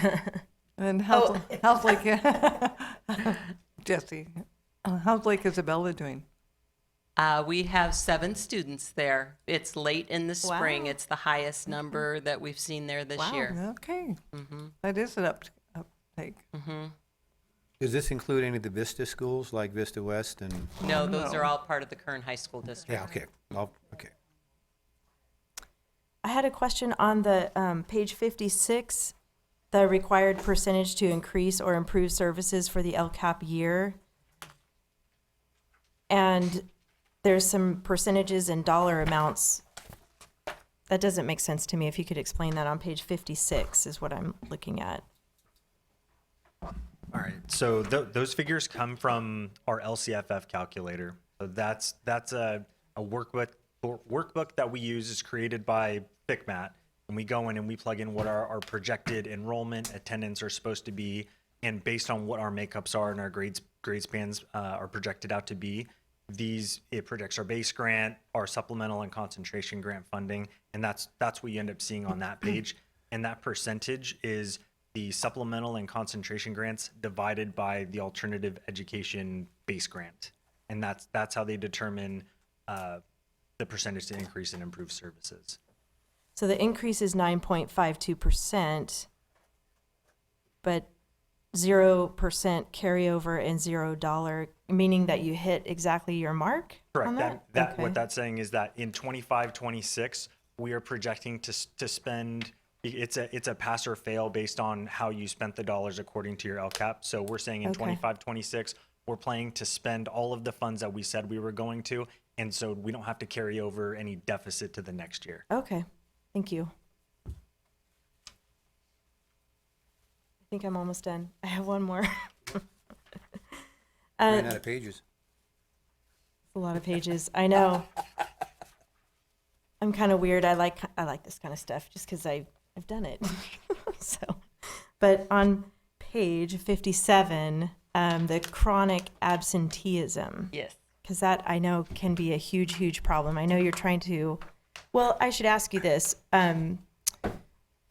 Do you provide transportation for those who struggle getting to the campus? We provide bus passes. Okay. We don't have a typical traditional school bus route but if, yes, students are sharing with us that is the reason why they're not able to get to school is because of the distance or something like that, we do have a partnership with Get Buses where they can receive passes. They might have trouble getting to the bus stop to get to the bus, but I guess that's another layer. I don't know if the Get Bus goes to their house, but that would be cool. No, it does not. That's like any kid, they have to public. get to a bus stop. They got to get there, I mean, walk if you or drive- something. yeah, if you ride a bus, you gotta get to a bus. Yeah.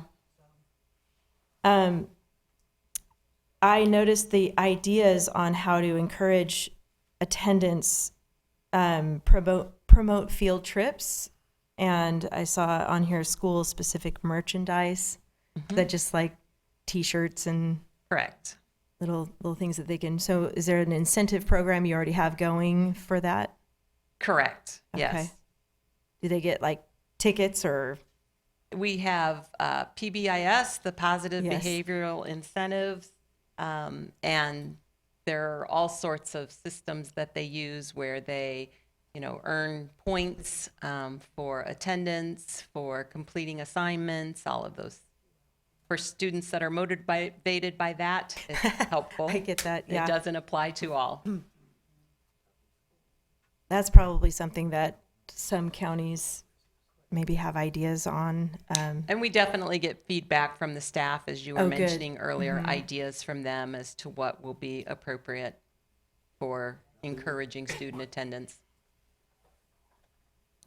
Thank you. Uh-huh. If there are no other questions, that completes the information on the LCAP. Thank you, Desiree. Thanks. Before Desiree sits down, just wanted to publicly acknowledge her. This will be her last board meeting in June. No, you said you're staying until December. Through June, I didn't say that. Lourdes Butcher will be responding to any questions that you have.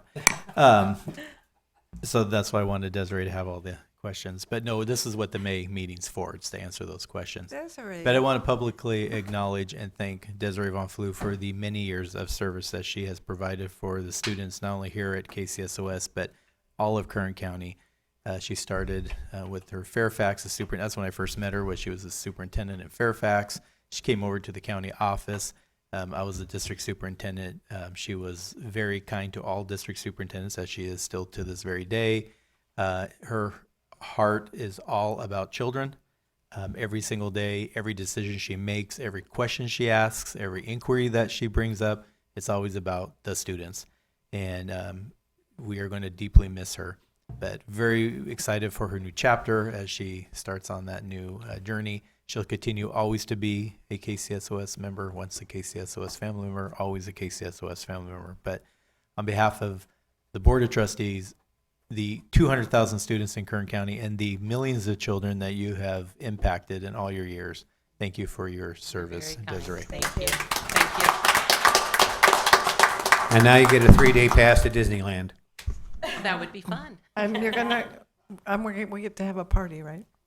I am going to head into a quiet I know corner you're not and going do to a have lot it. of You're not thank you gonna let us- prayers I know for the that. great opportunities that I've had, and it's been a wonderful experience. I had no idea that this career was going to be so rewarding as far as feeling good about helping people see something for themselves up ahead, and knowing that there are a lot of capable students out there in our county, in our state, in our country, and it gives me a lot of confidence that we're all going to be in good hands. But it's been very helpful to me knowing that being a part of that guiding force and all the work that all of you do and everybody here at KCSOS does is just, it's very rewarding. So my party is going to be some thank you prayers and an appreciation for what the career has provided for me and my family and what I've been able to do for the When's your last day? coming quick. I've been saying I'm not counting, I'm just enjoying while they're here. So thank you. Thank you. All right, moving on to the next public hearing, 2026-2027 County School Service Fund Budget. Good evening, board. All right, it's been two and a half months since we last saw. We did our second interim report, so now we're going to be looking at our proposed budget for next year. And please feel free to interrupt me, ask any questions you want. This is the public hearing to get those out. So I will start off by looking at our general fund revenues. So as you'll see, from 25-26 to 26-27, we're projecting a $45,000 decrease in LCFF revenue. Again, LCFF revenue is, as I kind of mentioned earlier, we use that calculator that's created by FCMAT. We plug in our enrollment, our projected attendance, and we utilize that to refine our assumptions for COLA and things like that, and grade span adjustments, and ultimately get to our base grant, county operations grant, supplemental concentration, and all those various grants that are a part of the LCFF funding. But overall, a decrease of $45,000 there. And that's primarily due to our decrease in projected ADA. We're projecting to go from 546 ADA this year down to 476 next year. And that's just due again, a lot primarily due to the change in regulations with the state of California, that we're seeing students not going to alternative education as much and continuing to reside and continue to be educated in their districts of residence. Any questions on that one? How can they project that? That it's our own internal projections. So, and these numbers are actually higher than what we actually see. So we're benefiting through, there's a provision that the state has when we're calculating our ADA that we can get funded on the higher of the current year, the prior year, or the running 3-year average. And in our 3-year average for 25, 26, we actually have we're propped up by one COVID year where they allowed some inflated ADA. Okay. Next year that rolls off. And so we're actually coming back, back down to earth. We're still getting funded on the 3-year average, but we've continued to see a decline. So we'll be funded at 476 ADA, even though we only actually have actual attendance of 400. Oh. So we, it's Okay. I think I understand that now because it's not a real number. It's a projection, and then as we get through the year, then we will get trued up. And again, our worst case scenario is that we're funded on prior year's ADA, so we can always use that conservative assumption and just use last year's numbers if we needed to. Okay, I thought you were saying that some students will stay at their school of residence rather than going to alternative ed, but how is that projected? I mean, how do we know that? We're able to see where those students are coming from, and they're and all those assumptions, because we have to take into account, and we use kind of a running total of how many seniors do we have, because we know they're not going to be coming on, but based on historical averages for each grade level, about how many are we expecting to see, and that's a calculation that we do to come up with these figures. So, okay, I think I understand that. Districts will also notify us that they're expanding or creating their own alternative ed programs. Oh. And so then we will look at those districts and start to decrease potential enrollment in our programs. So they'll still get the support, but maybe at their own campus rather Yes. than. So Okay, instead that of- makes sense. yeah. Okay, thank you. So looking at our federal revenue line, we're seeing an increase of about $72,000 year over year. So as we've seen from the initial release of the president's federal budget, we're seeing a nominal increase in all of our consolidated title programs. And so that's what that number is projected to be for next year. In terms of other state revenue, we're projecting a decrease of $13 million. A lot of that are just, we received grant funds as we do, and they're one-time in nature. So we're not anticipating receiving them again in the next year. But those would be things like our K-16 grant, student teacher stipend program, which again was about $6 million.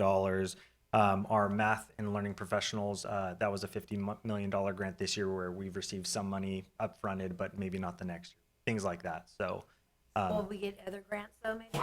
correct. We have a grants development team that is constantly going out for new grants, and whenever we do get that letter of award, then we will start factoring that into our budgeted numbers. And lastly, local revenue, we're projecting a decrease of about $5.7 million here. Again, a lot of this is just the resetting the benchmark for some of our fee-for-service programs and other revenue sources like that. So just as we get into the year, once we get new contracts for those fee-for-service programs, then that revenue will be budgeted in. But we start with the baseline conservative budget, and it's just reset. So that's what this looks like this year. So overall revenues decreasing from $359 down to $340 million in the general fund next year.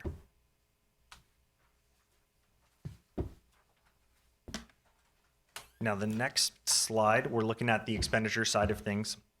And as I've mentioned before, we break it down by our 4 functional areas. So we have alternative education, special education and SELPA, administrative agencies, which are the various JPAs that we have. So FICMAT, CISC, Schools Legal Service, and those things. And we also have county operated, which is everything that's not in one of those buckets above. So for alternative education, we're projecting a $79,000 increase in expenses year over year. So just nominal. But we're seeing a decrease in the number of funded ADA. But again, our supports are still in line. This again assumes step and columns all taken care of and things like that. So essentially flat budget for alt ed. Special education and SELPA are seeing about a 2% increase year over year. Again, that's primarily a step and column that's been now factored in, going from 177 million to 181 million there. Administrative agencies are projected to decrease by $14 million. One big thing is, and Dr. Mendebrew may speak to it later, but Schools Legal Service, they may be, and what we have projected is that that JPA would be dissolving and then becoming a division of KCSOS. So those operations would move from admin agencies down to county operated. But again, still waiting that formal approval, but that's the lion's share of what that decrease is, in addition to adjustments to FCMAT's local grants and expenditures related to those grants. And lastly, county operated is projected to decrease by $27 million. And a lot of that is directly related to, we're not anticipating having as many construction expenses now that the bell tower is now fully operational. Tower ways are now, again, beginning to be in operation next year. That's what we're projecting to have a savings there from a reduced amount of. Any questions on any of that? Will you explain that one, Dr. Mendeborough? Sure. I'll mark it off my list. Because I had questions too, and I was trying to figure that one out. So Schools Legal Services is currently a JPA, and authorized by the Kern County Superintendent of Schools office. So districts have been up to this point paying into a pool of dollars, so for retainer fees, like you would typically do when you hire an attorney. But because Schools Legal is a part of a public entity, we are not allowed to charge for retainer fees. We can only charge for services rendered for attorneys, which has created a gap between what we're budgeting and having districts paying for and then what they're actually using. And so we've been trying the last 2 years or so figuring out a way to make it right for the school districts and for Schools Legal to continue to be sustainable. We've looked at different possibilities from membership fees to, direct fees, and we found that then we talked to other county offices throughout the state of California, and only one other county office has a JPA legal team. Every other county office has a legal team, or they don't have, a lot of the small counties don't even have their own legal team. They'll contract the private sector.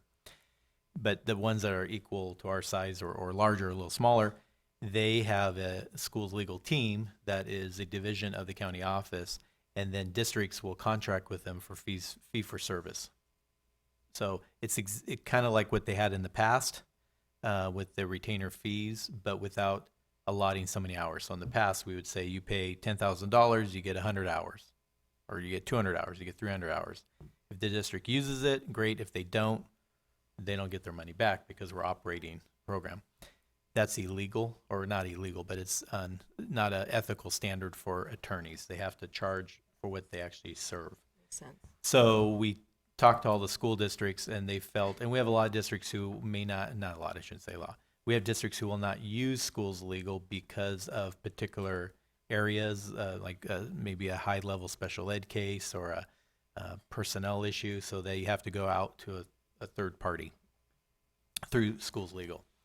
So what we've done is looked at if it's fee for service, very similar to how students come to us for special education, alternative education, all of those type of programs. We looked at that, and it's very similar to the way of a retainer, where a district can budget, calculate, say, based on the last 3 years, I've used so many hours of attorney fees, and then they can budget accordingly, and then we can adjust staffing and services accordingly as well. Nobody in SLS is losing their job or anything at this, they're not, it's not like, oh, we're changing services, so now everyone's being let go. So we're continuing everything as is. We're going to keep Schools Legal, their name. We're keeping their logo. We're keeping everything as it is because we do not want anyone to think that they have changed or anything different. The only thing that's changed is how we charge districts for the services in which they render.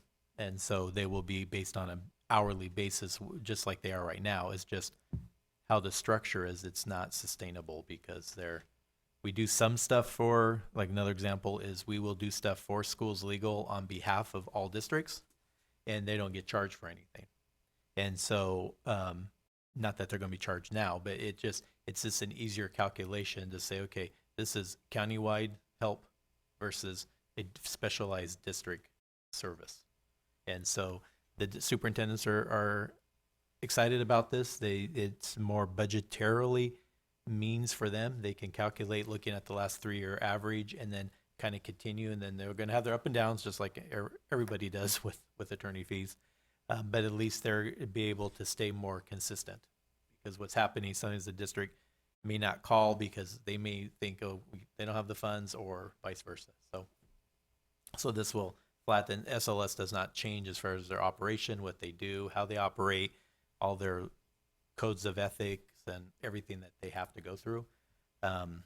It's just how we charge districts will change. So they will be part of KCSOS. They already are. It's as- just like CISC. They're part of KCSOS. Okay. It's the only difference is they won't have a JPA board who will dictate what they do. Okay. What they're going to have instead is an advisory board who will be made up of the same group. They will continue to advise schools legal on what they need, how things should be handled. If there's big cases or countywide efforts that we need to do, we'll talk to the advisory board of how they can perform those services. So it's going to be the same structure. The only difference is they don't have to go to them to say, can we hire an attorney? We need to hire an attorney. We need to raise rates. We need to decrease rates. It just changes that process. And the freedom to go outside of that is still an option? Yes, Or- right now, under the JPA model, they're not locked into JPA, but it's harder for them to go somewhere else when they already have representation. This way now a district can go where they need based on the services in which they need to Thank you. get.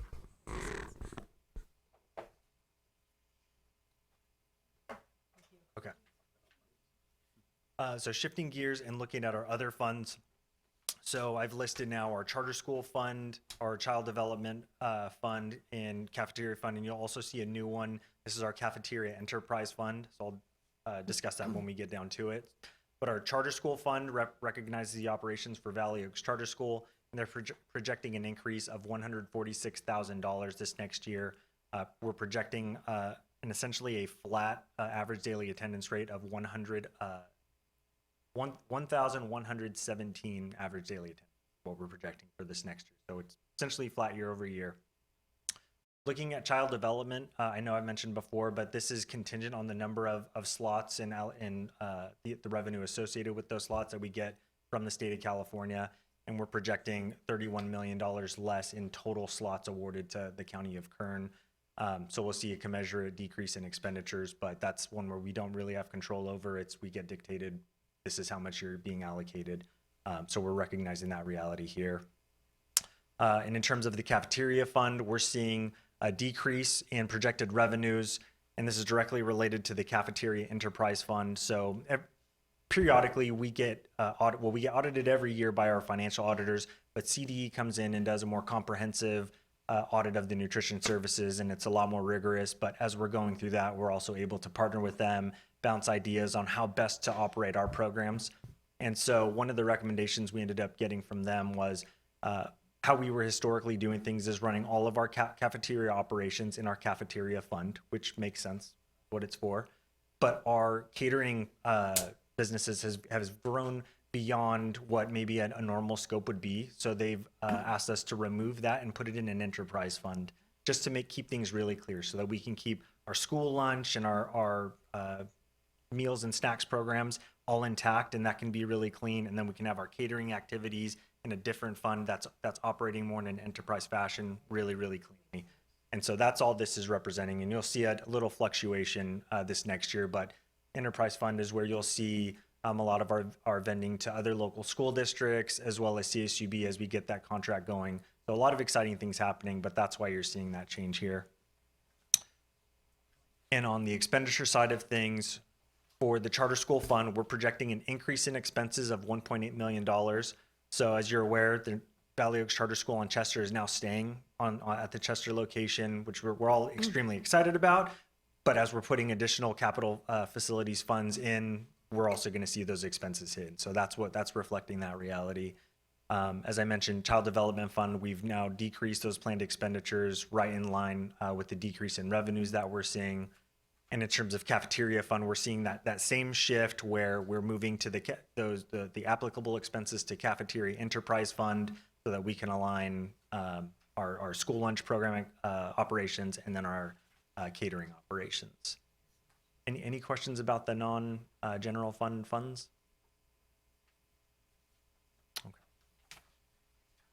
So that essentially wraps it up. Again, this is a public hearing, so any questions you may have, I'm here, and even any time between the next board meeting where we bring it for approval. But again, it's as it is, it captures everything that we know and needed to capture in order to be compliant with the state standards at this time. So that's what I've got. Thank you. Thank you.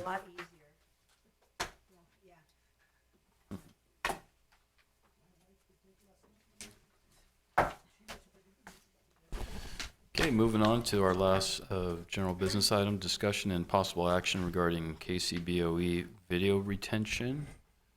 What is the current practice? Current practice is videos stay up for 2 years, and then as the third year comes on, then the first year rolls off. We keep them all archived, and so anyone who wants access to them can easily get them.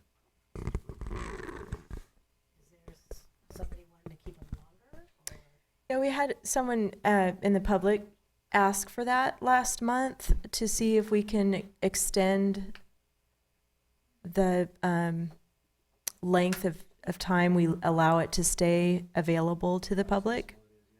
I think I don't see anything wrong with that. If people want to track what we've said and what we've done. But if they're being archived, if they stay on 2 years and they're archived and they're easy to get, they're easy to get.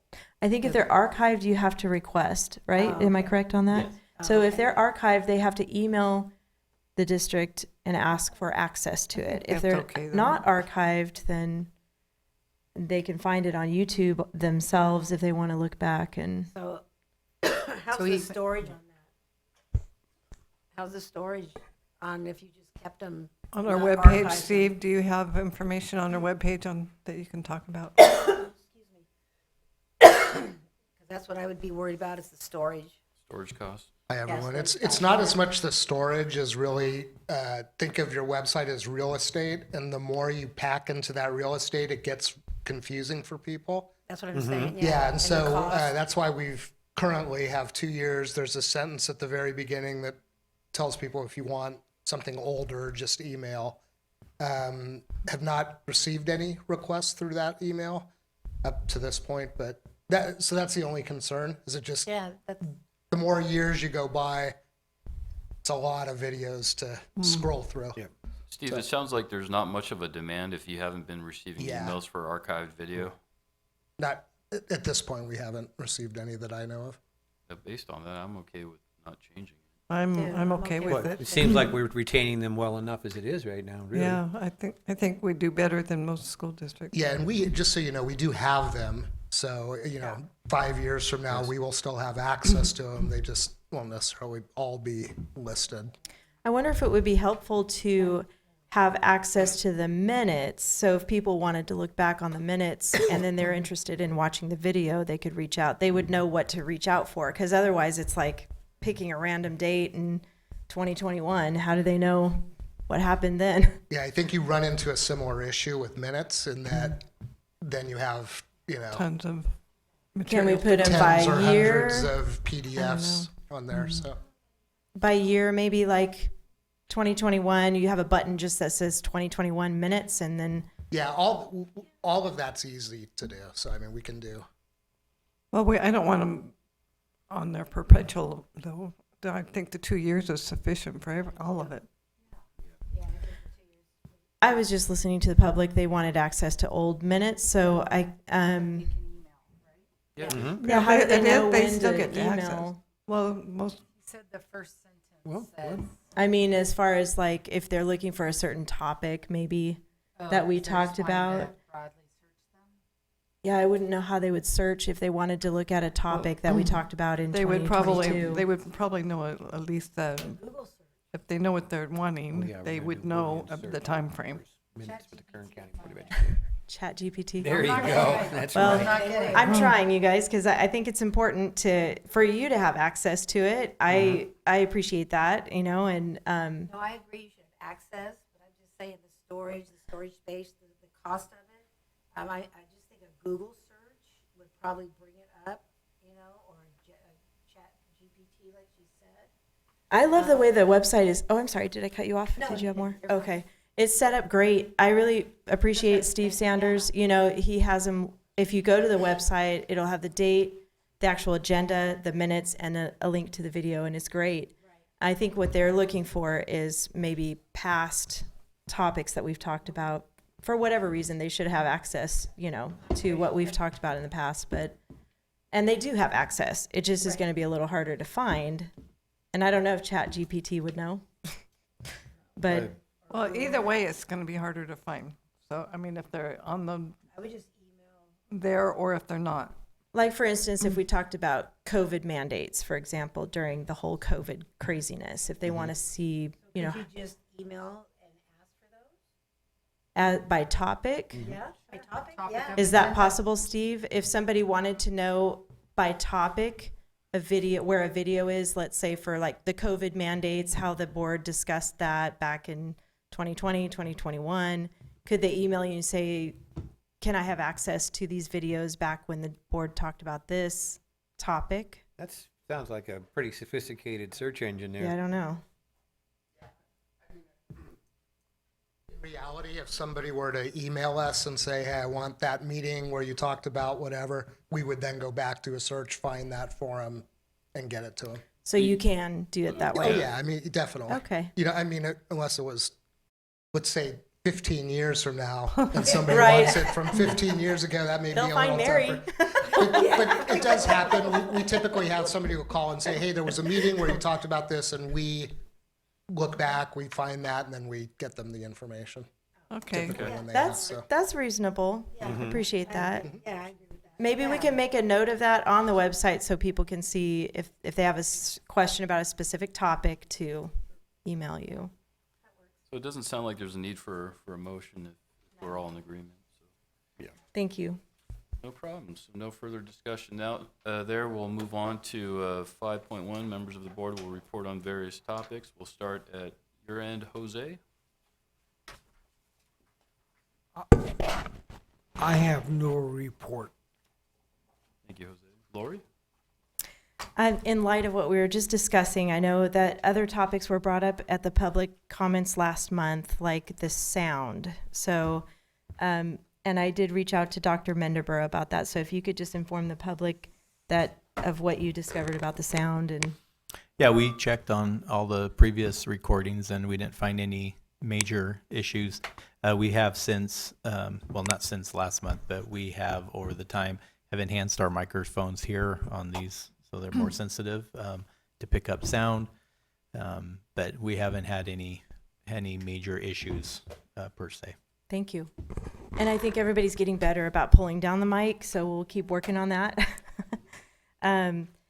And as far as posting the agenda, it's great on the website. If you've had a chance to check that out, there's a link for current agenda, and then there's links to past agendas. So it's posted. How far in advance do we post the agenda? They are posted by Friday afternoon The for Friday the Tuesday before. meeting. Correct. Before the Yes. Tuesday meeting.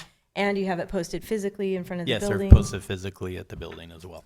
Okay. Are there any other locations other than those two places? No, we have in front of the city center. We'll have it online, and then we do get every now and then somebody will call and ask if they can see an agenda, and we send it to them. And we're meeting state law, but we do. Correct. Yeah, we post it by state law. That way, if there's any changes to the agenda, it has to be made prior to that Friday posting.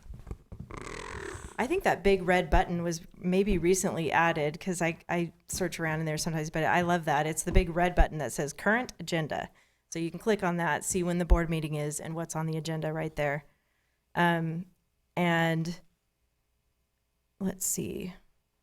There's also a link for the archived meeting agendas. I know I mentioned that already. And there's a link, there's its own button for live streaming. So if anybody ever wanted to watch this live, they would just go to kern.org, go to the Board of Education, check it out. There's a lot of great things there. The only thing I did notice was that maybe our bios need to be updated since it is an election year. That might be something we could look into. Okay. Yeah, just send us what you would like updated on your bio. We'll be happy to do it. Okay, sounds good. Thank you. And I just wanted to shout out to all the teachers out there because I know they're wrapping up their year. You got this. You're almost there. And students, including Legea, I'm so glad you're here. This is her senior year. She's almost done. 2.5 weeks ish. Or is it 2 weeks? I'm sure you're counting the days. Pretty soon. 2 weeks. You got this. So teachers out there, it finished strong. I know there's a lot going on at the end of the year. So, and we're just happy that all the teachers out there are wrapping up their year. We appreciate you, and we hope you have a good summer break out there. And we see your blood, sweat, and tears. We see it. It does not go unnoticed. And graduation is coming, which I'm excited about, for the alt ed. And graduation's all over Kern County. So congratulations to those seniors finishing up. And just one last thing is we have an election. It's a primary election on June 2nd. I just want to encourage people to vote. I'm not going to say who to vote for. I am happy to see that John Mendebro was the only candidate in that category for current superintendent of schools. So, but it's important for people to exercise your constitutional right to vote. It's important. So I just want to encourage everyone listening to take the time to do that. The election is on June 2nd. I'm not on the ballot or anything, so don't think that I'm promoting myself here. I'm just saying it's important to vote as an American citizen. So that's it. Thank you. Mary? I have a question on the property that's, where the bell tower is, and then right across the street, and it's just adjacent to our where we used to have some teacher trainings and. Yeah, are we still using that? We still use it? Okay. I didn't know if we still used it or. Oh, okay. I haven't heard anything about that building for a while. I appreciated the information on the assist program. That was very informative. He did a great job, so thank you for that. In that video that you guys saw, we all wore our shirts, and I was so excited just to wear our shirts. And so me and Lori, well, both Loris, all wore our shirt, and we had our emblem on there. So, and we also got some comments about our shirts, about how cool they were. So that was really neat. Thank you, Meryl. Yeah. Get to model them. Oh, yeah. Very good. And that, we put a name to it, and it's the Rise and Shine activities, and where we put, it's motivate, connect, and transform. And that's what we want to do. That's our goal. And I think we've seen it happen in real life, where see them, we motivate them, we connect with them, and then we watch them transform. So it's exciting, and I love it. I think it helps the staff, it helps the teachers, it helps the community members. It's an all-around positive event, and I think it's going to help transform these students and the teachers and create a better relationship.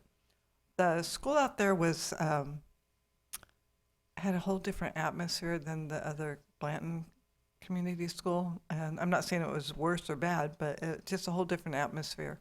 And I really did appreciate how the staff treated us, and they have a tremendous, beautiful campus. It's really pretty. So if you ever get a chance to go out there. Looking forward to the CAT presentation next month, and seeing what they have to say. And other than that, I don't have anything else. Thank you, Mr. President. Thank you, Mary. Julie? I do want to say thank you, Mr. President, for putting the presentations on the agenda tonight. I think it brings two things to mind that are quite interesting. Talking about vetting of the school staff and CISC to kind of be back to back and work together in kind of prevention and fixing some things. And this comes to light because I've been listening to some of the Camp Mystic trials, and I don't know if you guys remember, but that horrible Camp Mystic in Texas in the summer. there's just a lot of negligence, you know, and when you look at a school and you look at what our job is and to protect students, whether it be employees, facilities, you know, I think it's important to remember that we've got to practice what we preach. We've got to look at policy, and we've got to practice it. That's probably been the biggest thing that I've been listening to in the Mystic. You know, a lot of, like I said, liability claims, criminal charges, lots of things have been kind of coming to my foresight and thinking about a school and a school structure. And so it's interesting that it fell tonight on the action item because I know that we've gone over a couple of things in the past. We've talked about the Narcan. I would like to look at some of those updates. I think that Mr. McKay brings to light some other things, you know, CPR, first aid. I know that some of those things are state regulated, but it would be nice to know maybe what some of those first aid policies are in our classrooms. You know, like I said, safety can't just be a plan, it has to be a practice. And I know that we do a lot for the Great Shakeout, and I'm sure there's a lot of, you know, lockdown procedures that are practicing and happening, but I would like to just kind of ask if there's some sort of a refresher that we can look at and possibly review. What are the safety measures that we're covering in our schools?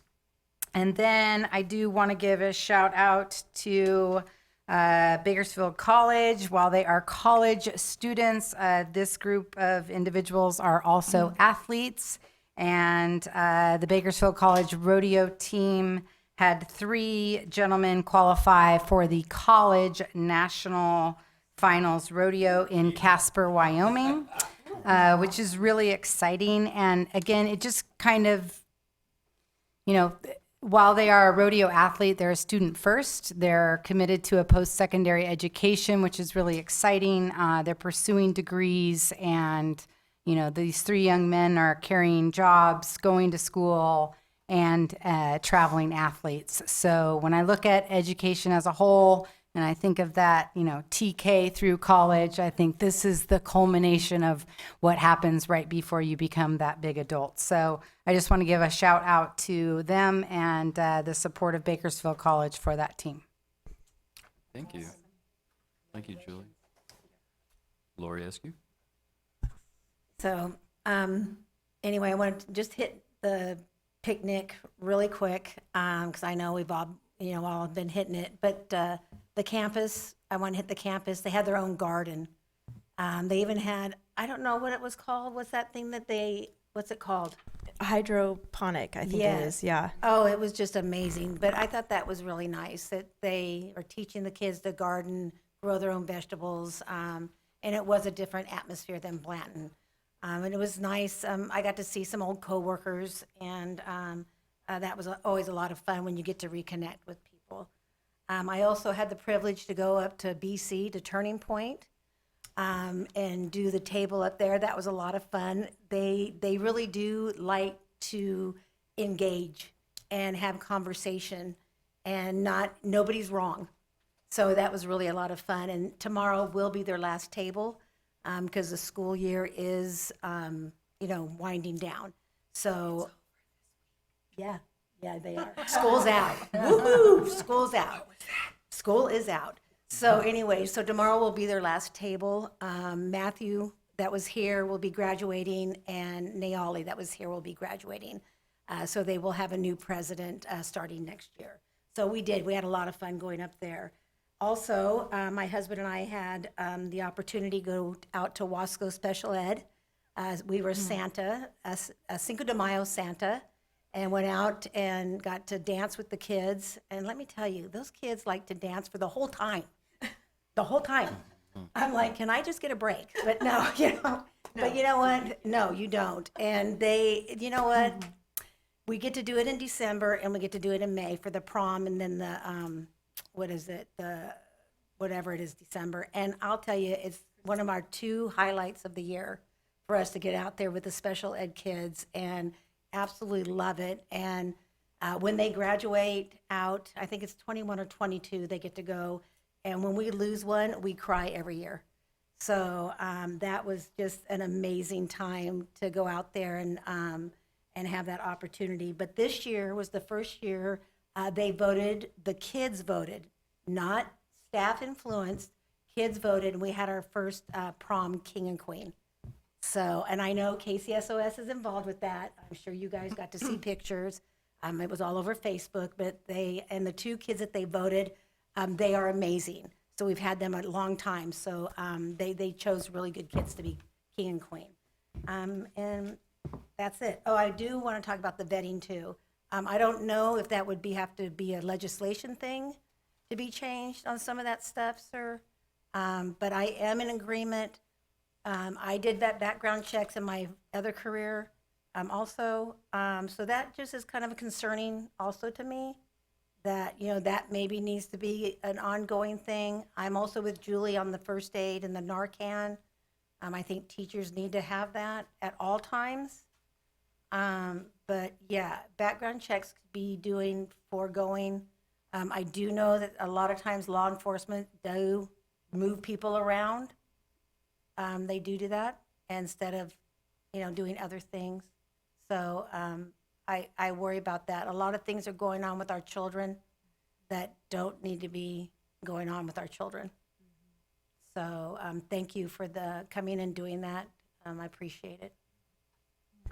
Thank you, Lori. James?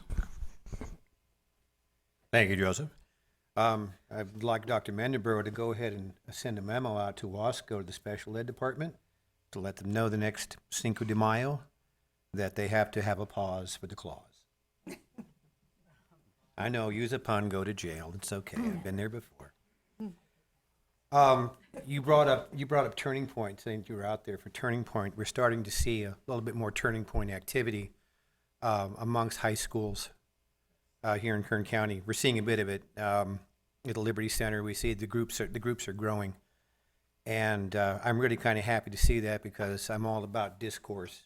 I'm all about people having discussions. I'm all about people getting away from the idea that everything is a zero-sum game, where somebody has to win and somebody has to lose.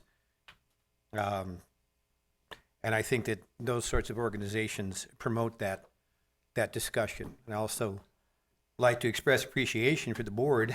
There are going to be some opportunities for a lot of other people who might now take a look at possibly getting involved with running for school boards.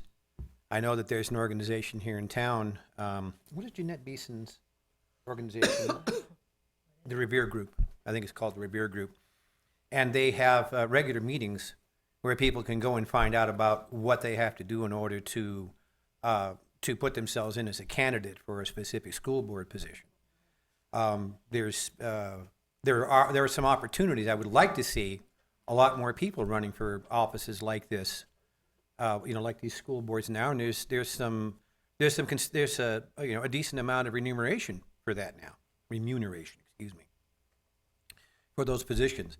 So I would encourage a lot of the folks that are out here who show up at these meetings on a regular basis, get involved at that level. I mean, you're involved here now, and I think that's great, but it would be nice to go ahead and see a lot of people wanting to run for these offices. I think it would really go ahead and create the kind of difference that folks like us and folks like you are looking to bring about. So other than that, I've been so busy with everything else, conventions and whatnot, I don't have anything else to report. Short. Thank you. Mine is short as well. I enjoyed the Rise Spring Picnic. Great campus over there at North Kern Community School. Students were really friendly. Like we said earlier, had a great conversation with a young man who was happy that he completed probation, and I wasn't sure if he was talking about academic probation. He was not. And he shared some facts about his case with Lori and I and the charges.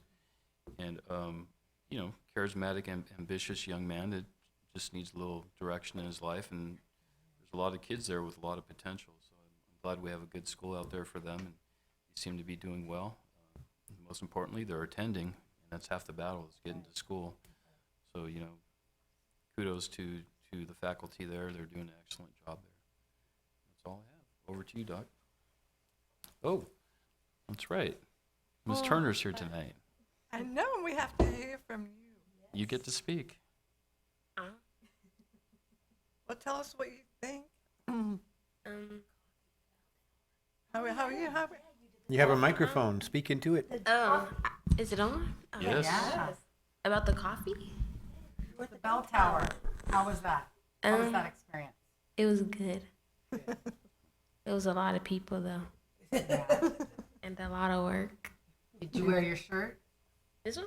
Yeah. No. I had an apron on. Oh. Yeah, you guys did a good job. Thank you. The coffee was delicious. Yes. Is this your last meeting? Yeah.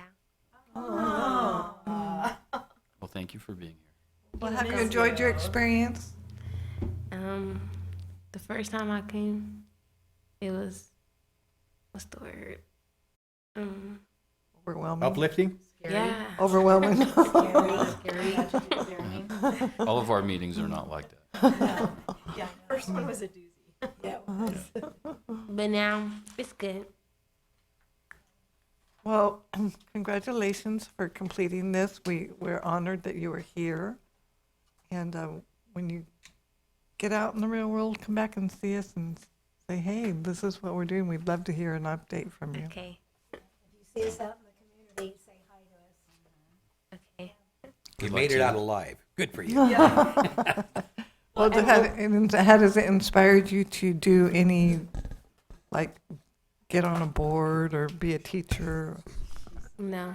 No. Yeah, I can answer that. Don't blame you one bit. But we'll see you at graduation. Okay. Yes.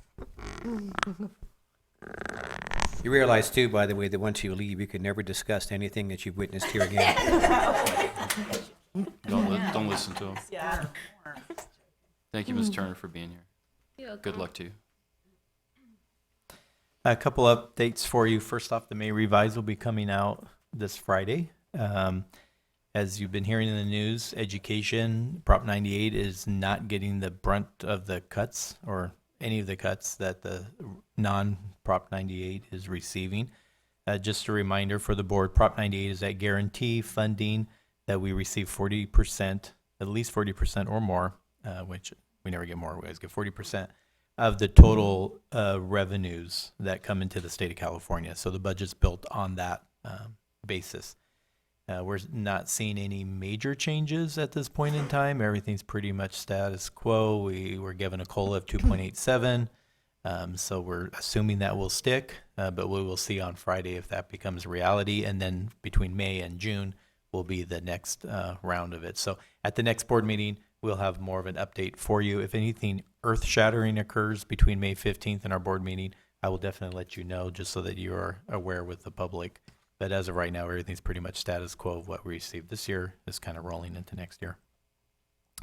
Graduation seasons are upon us. You're going to be at the RISE graduation on the 30th, giving the diploma to Ms. Turner and fellow students. So we're looking forward to that. So if you need any information or details about it, just reach out and we'll give you. It's going to be at the Valley Oaks on Chester.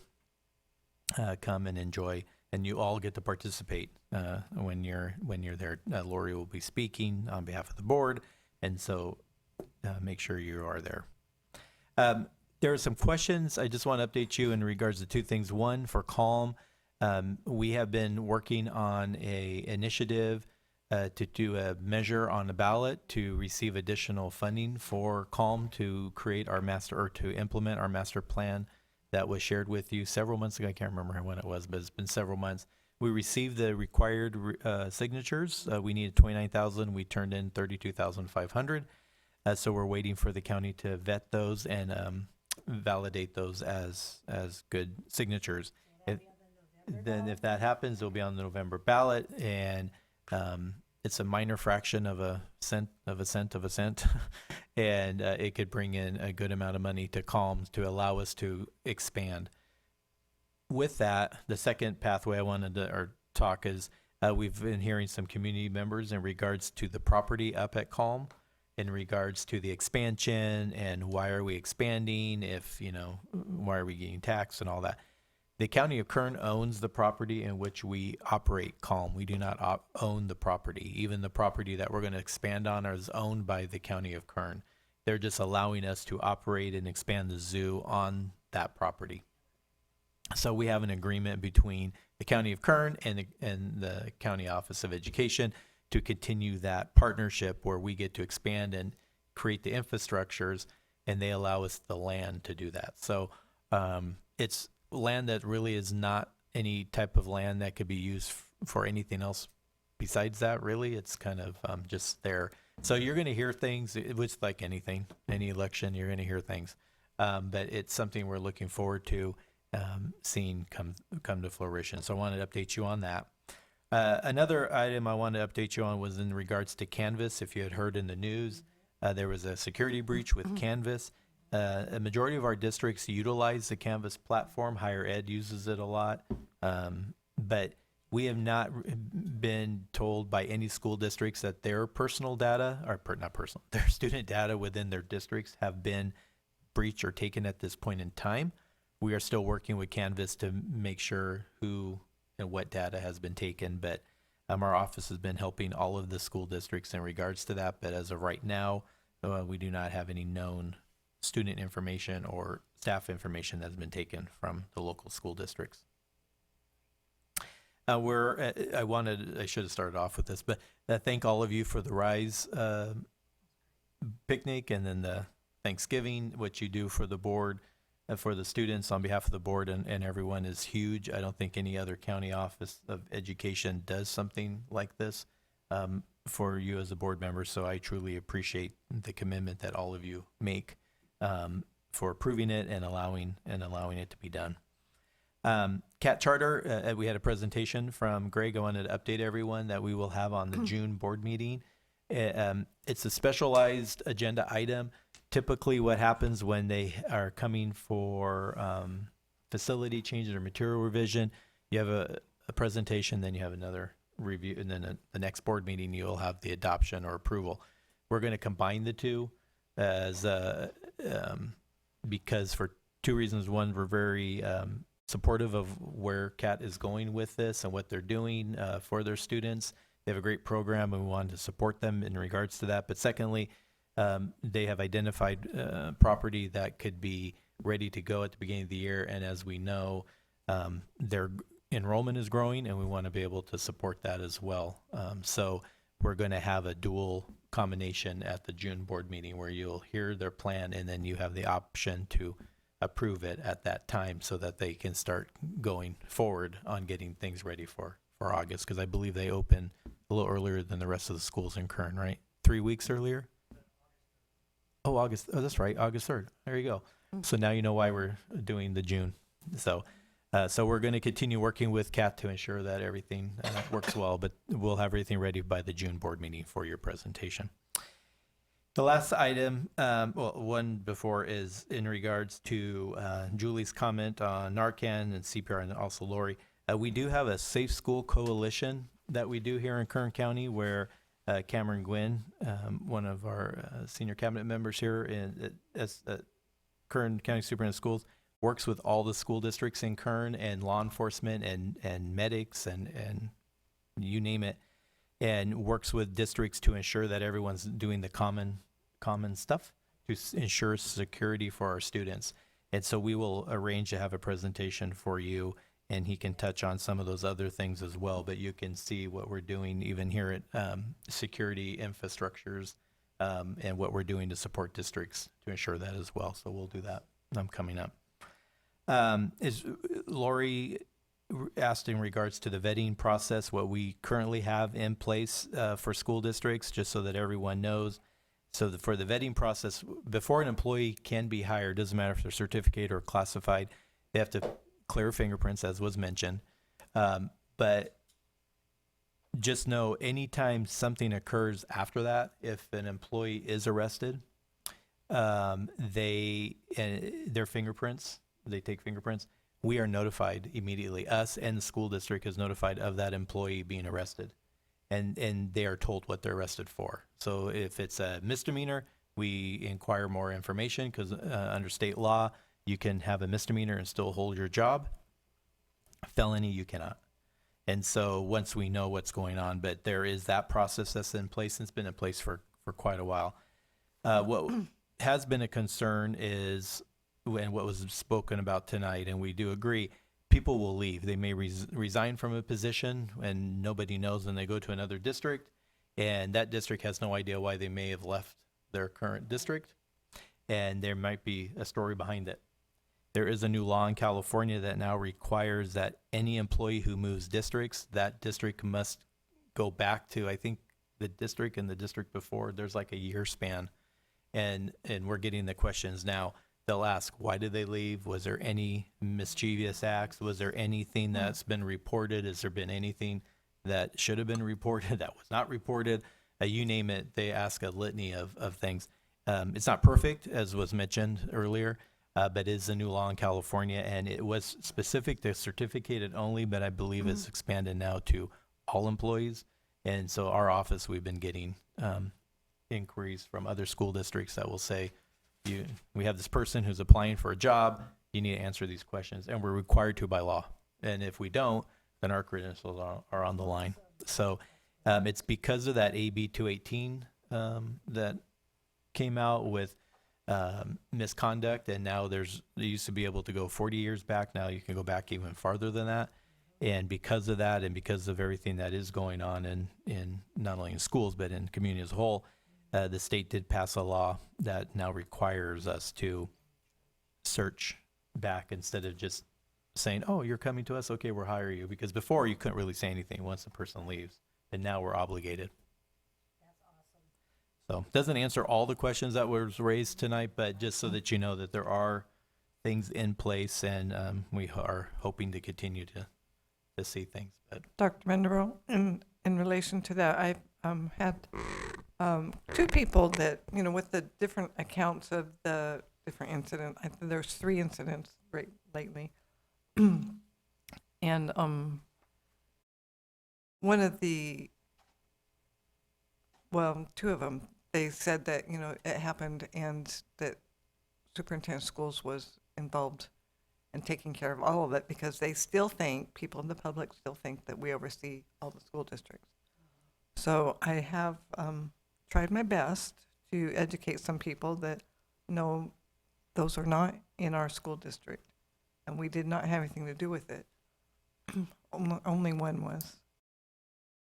correct, yeah. All school districts, any employees that are hired by a school district, those school district employees only know. We're not privy to any of that information unless they apply for a job here. Then we can ask that district, and then that district has to now divulge if there's any inappropriate actions.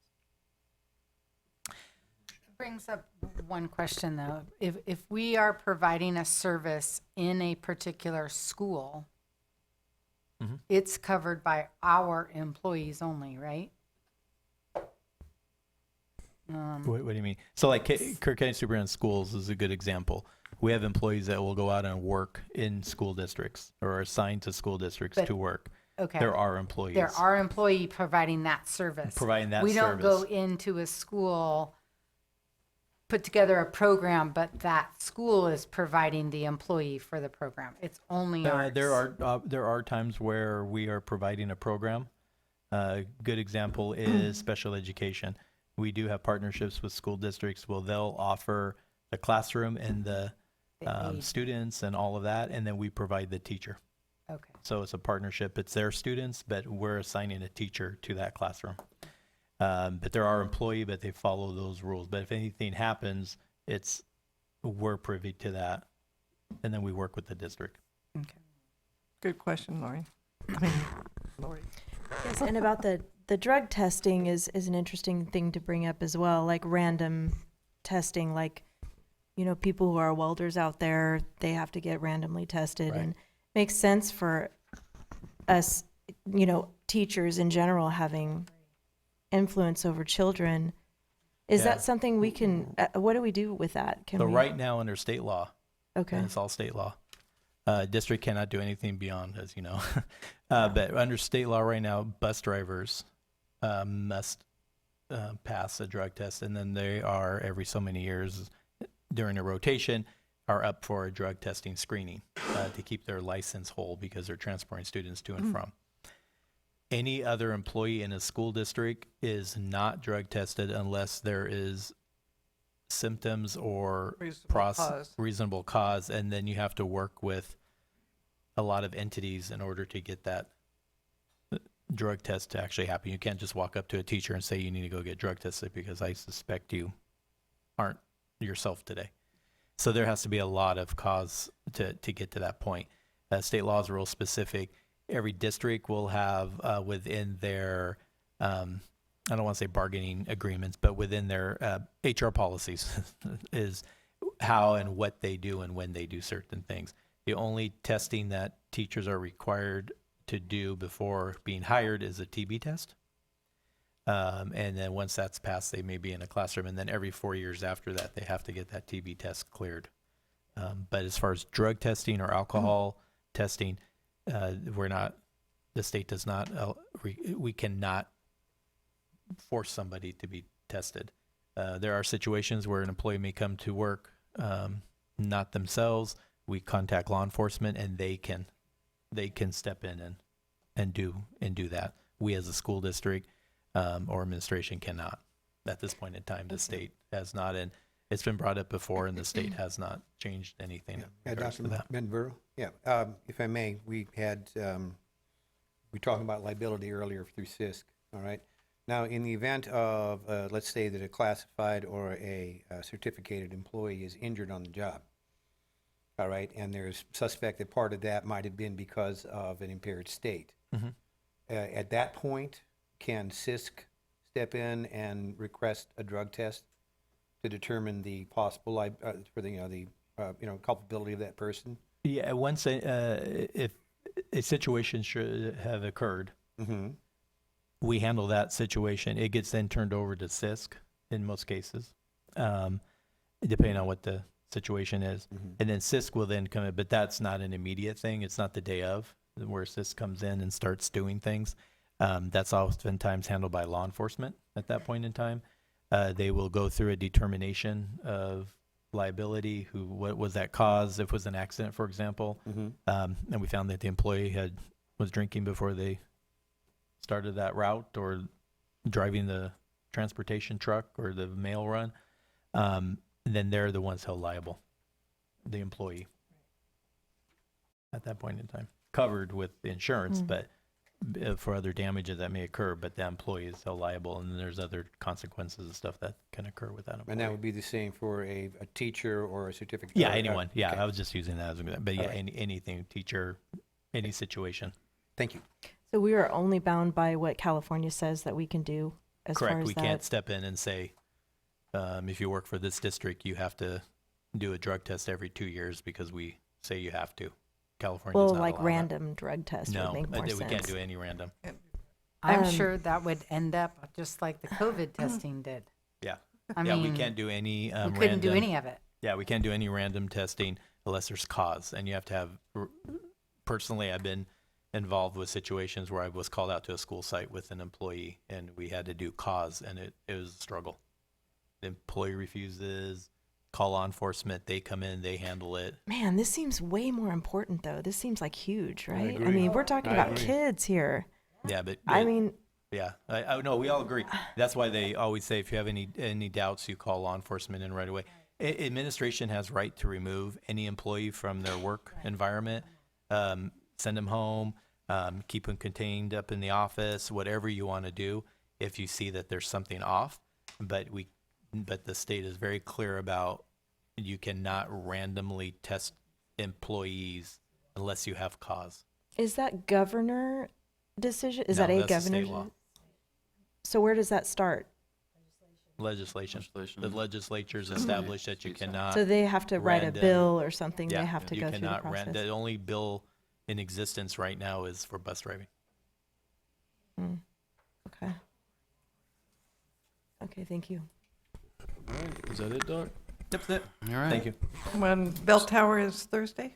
So, 7.1, items to be considered for next is there a agenda. thing on- Anybody have any suggestions? Hearing nothing, moving on.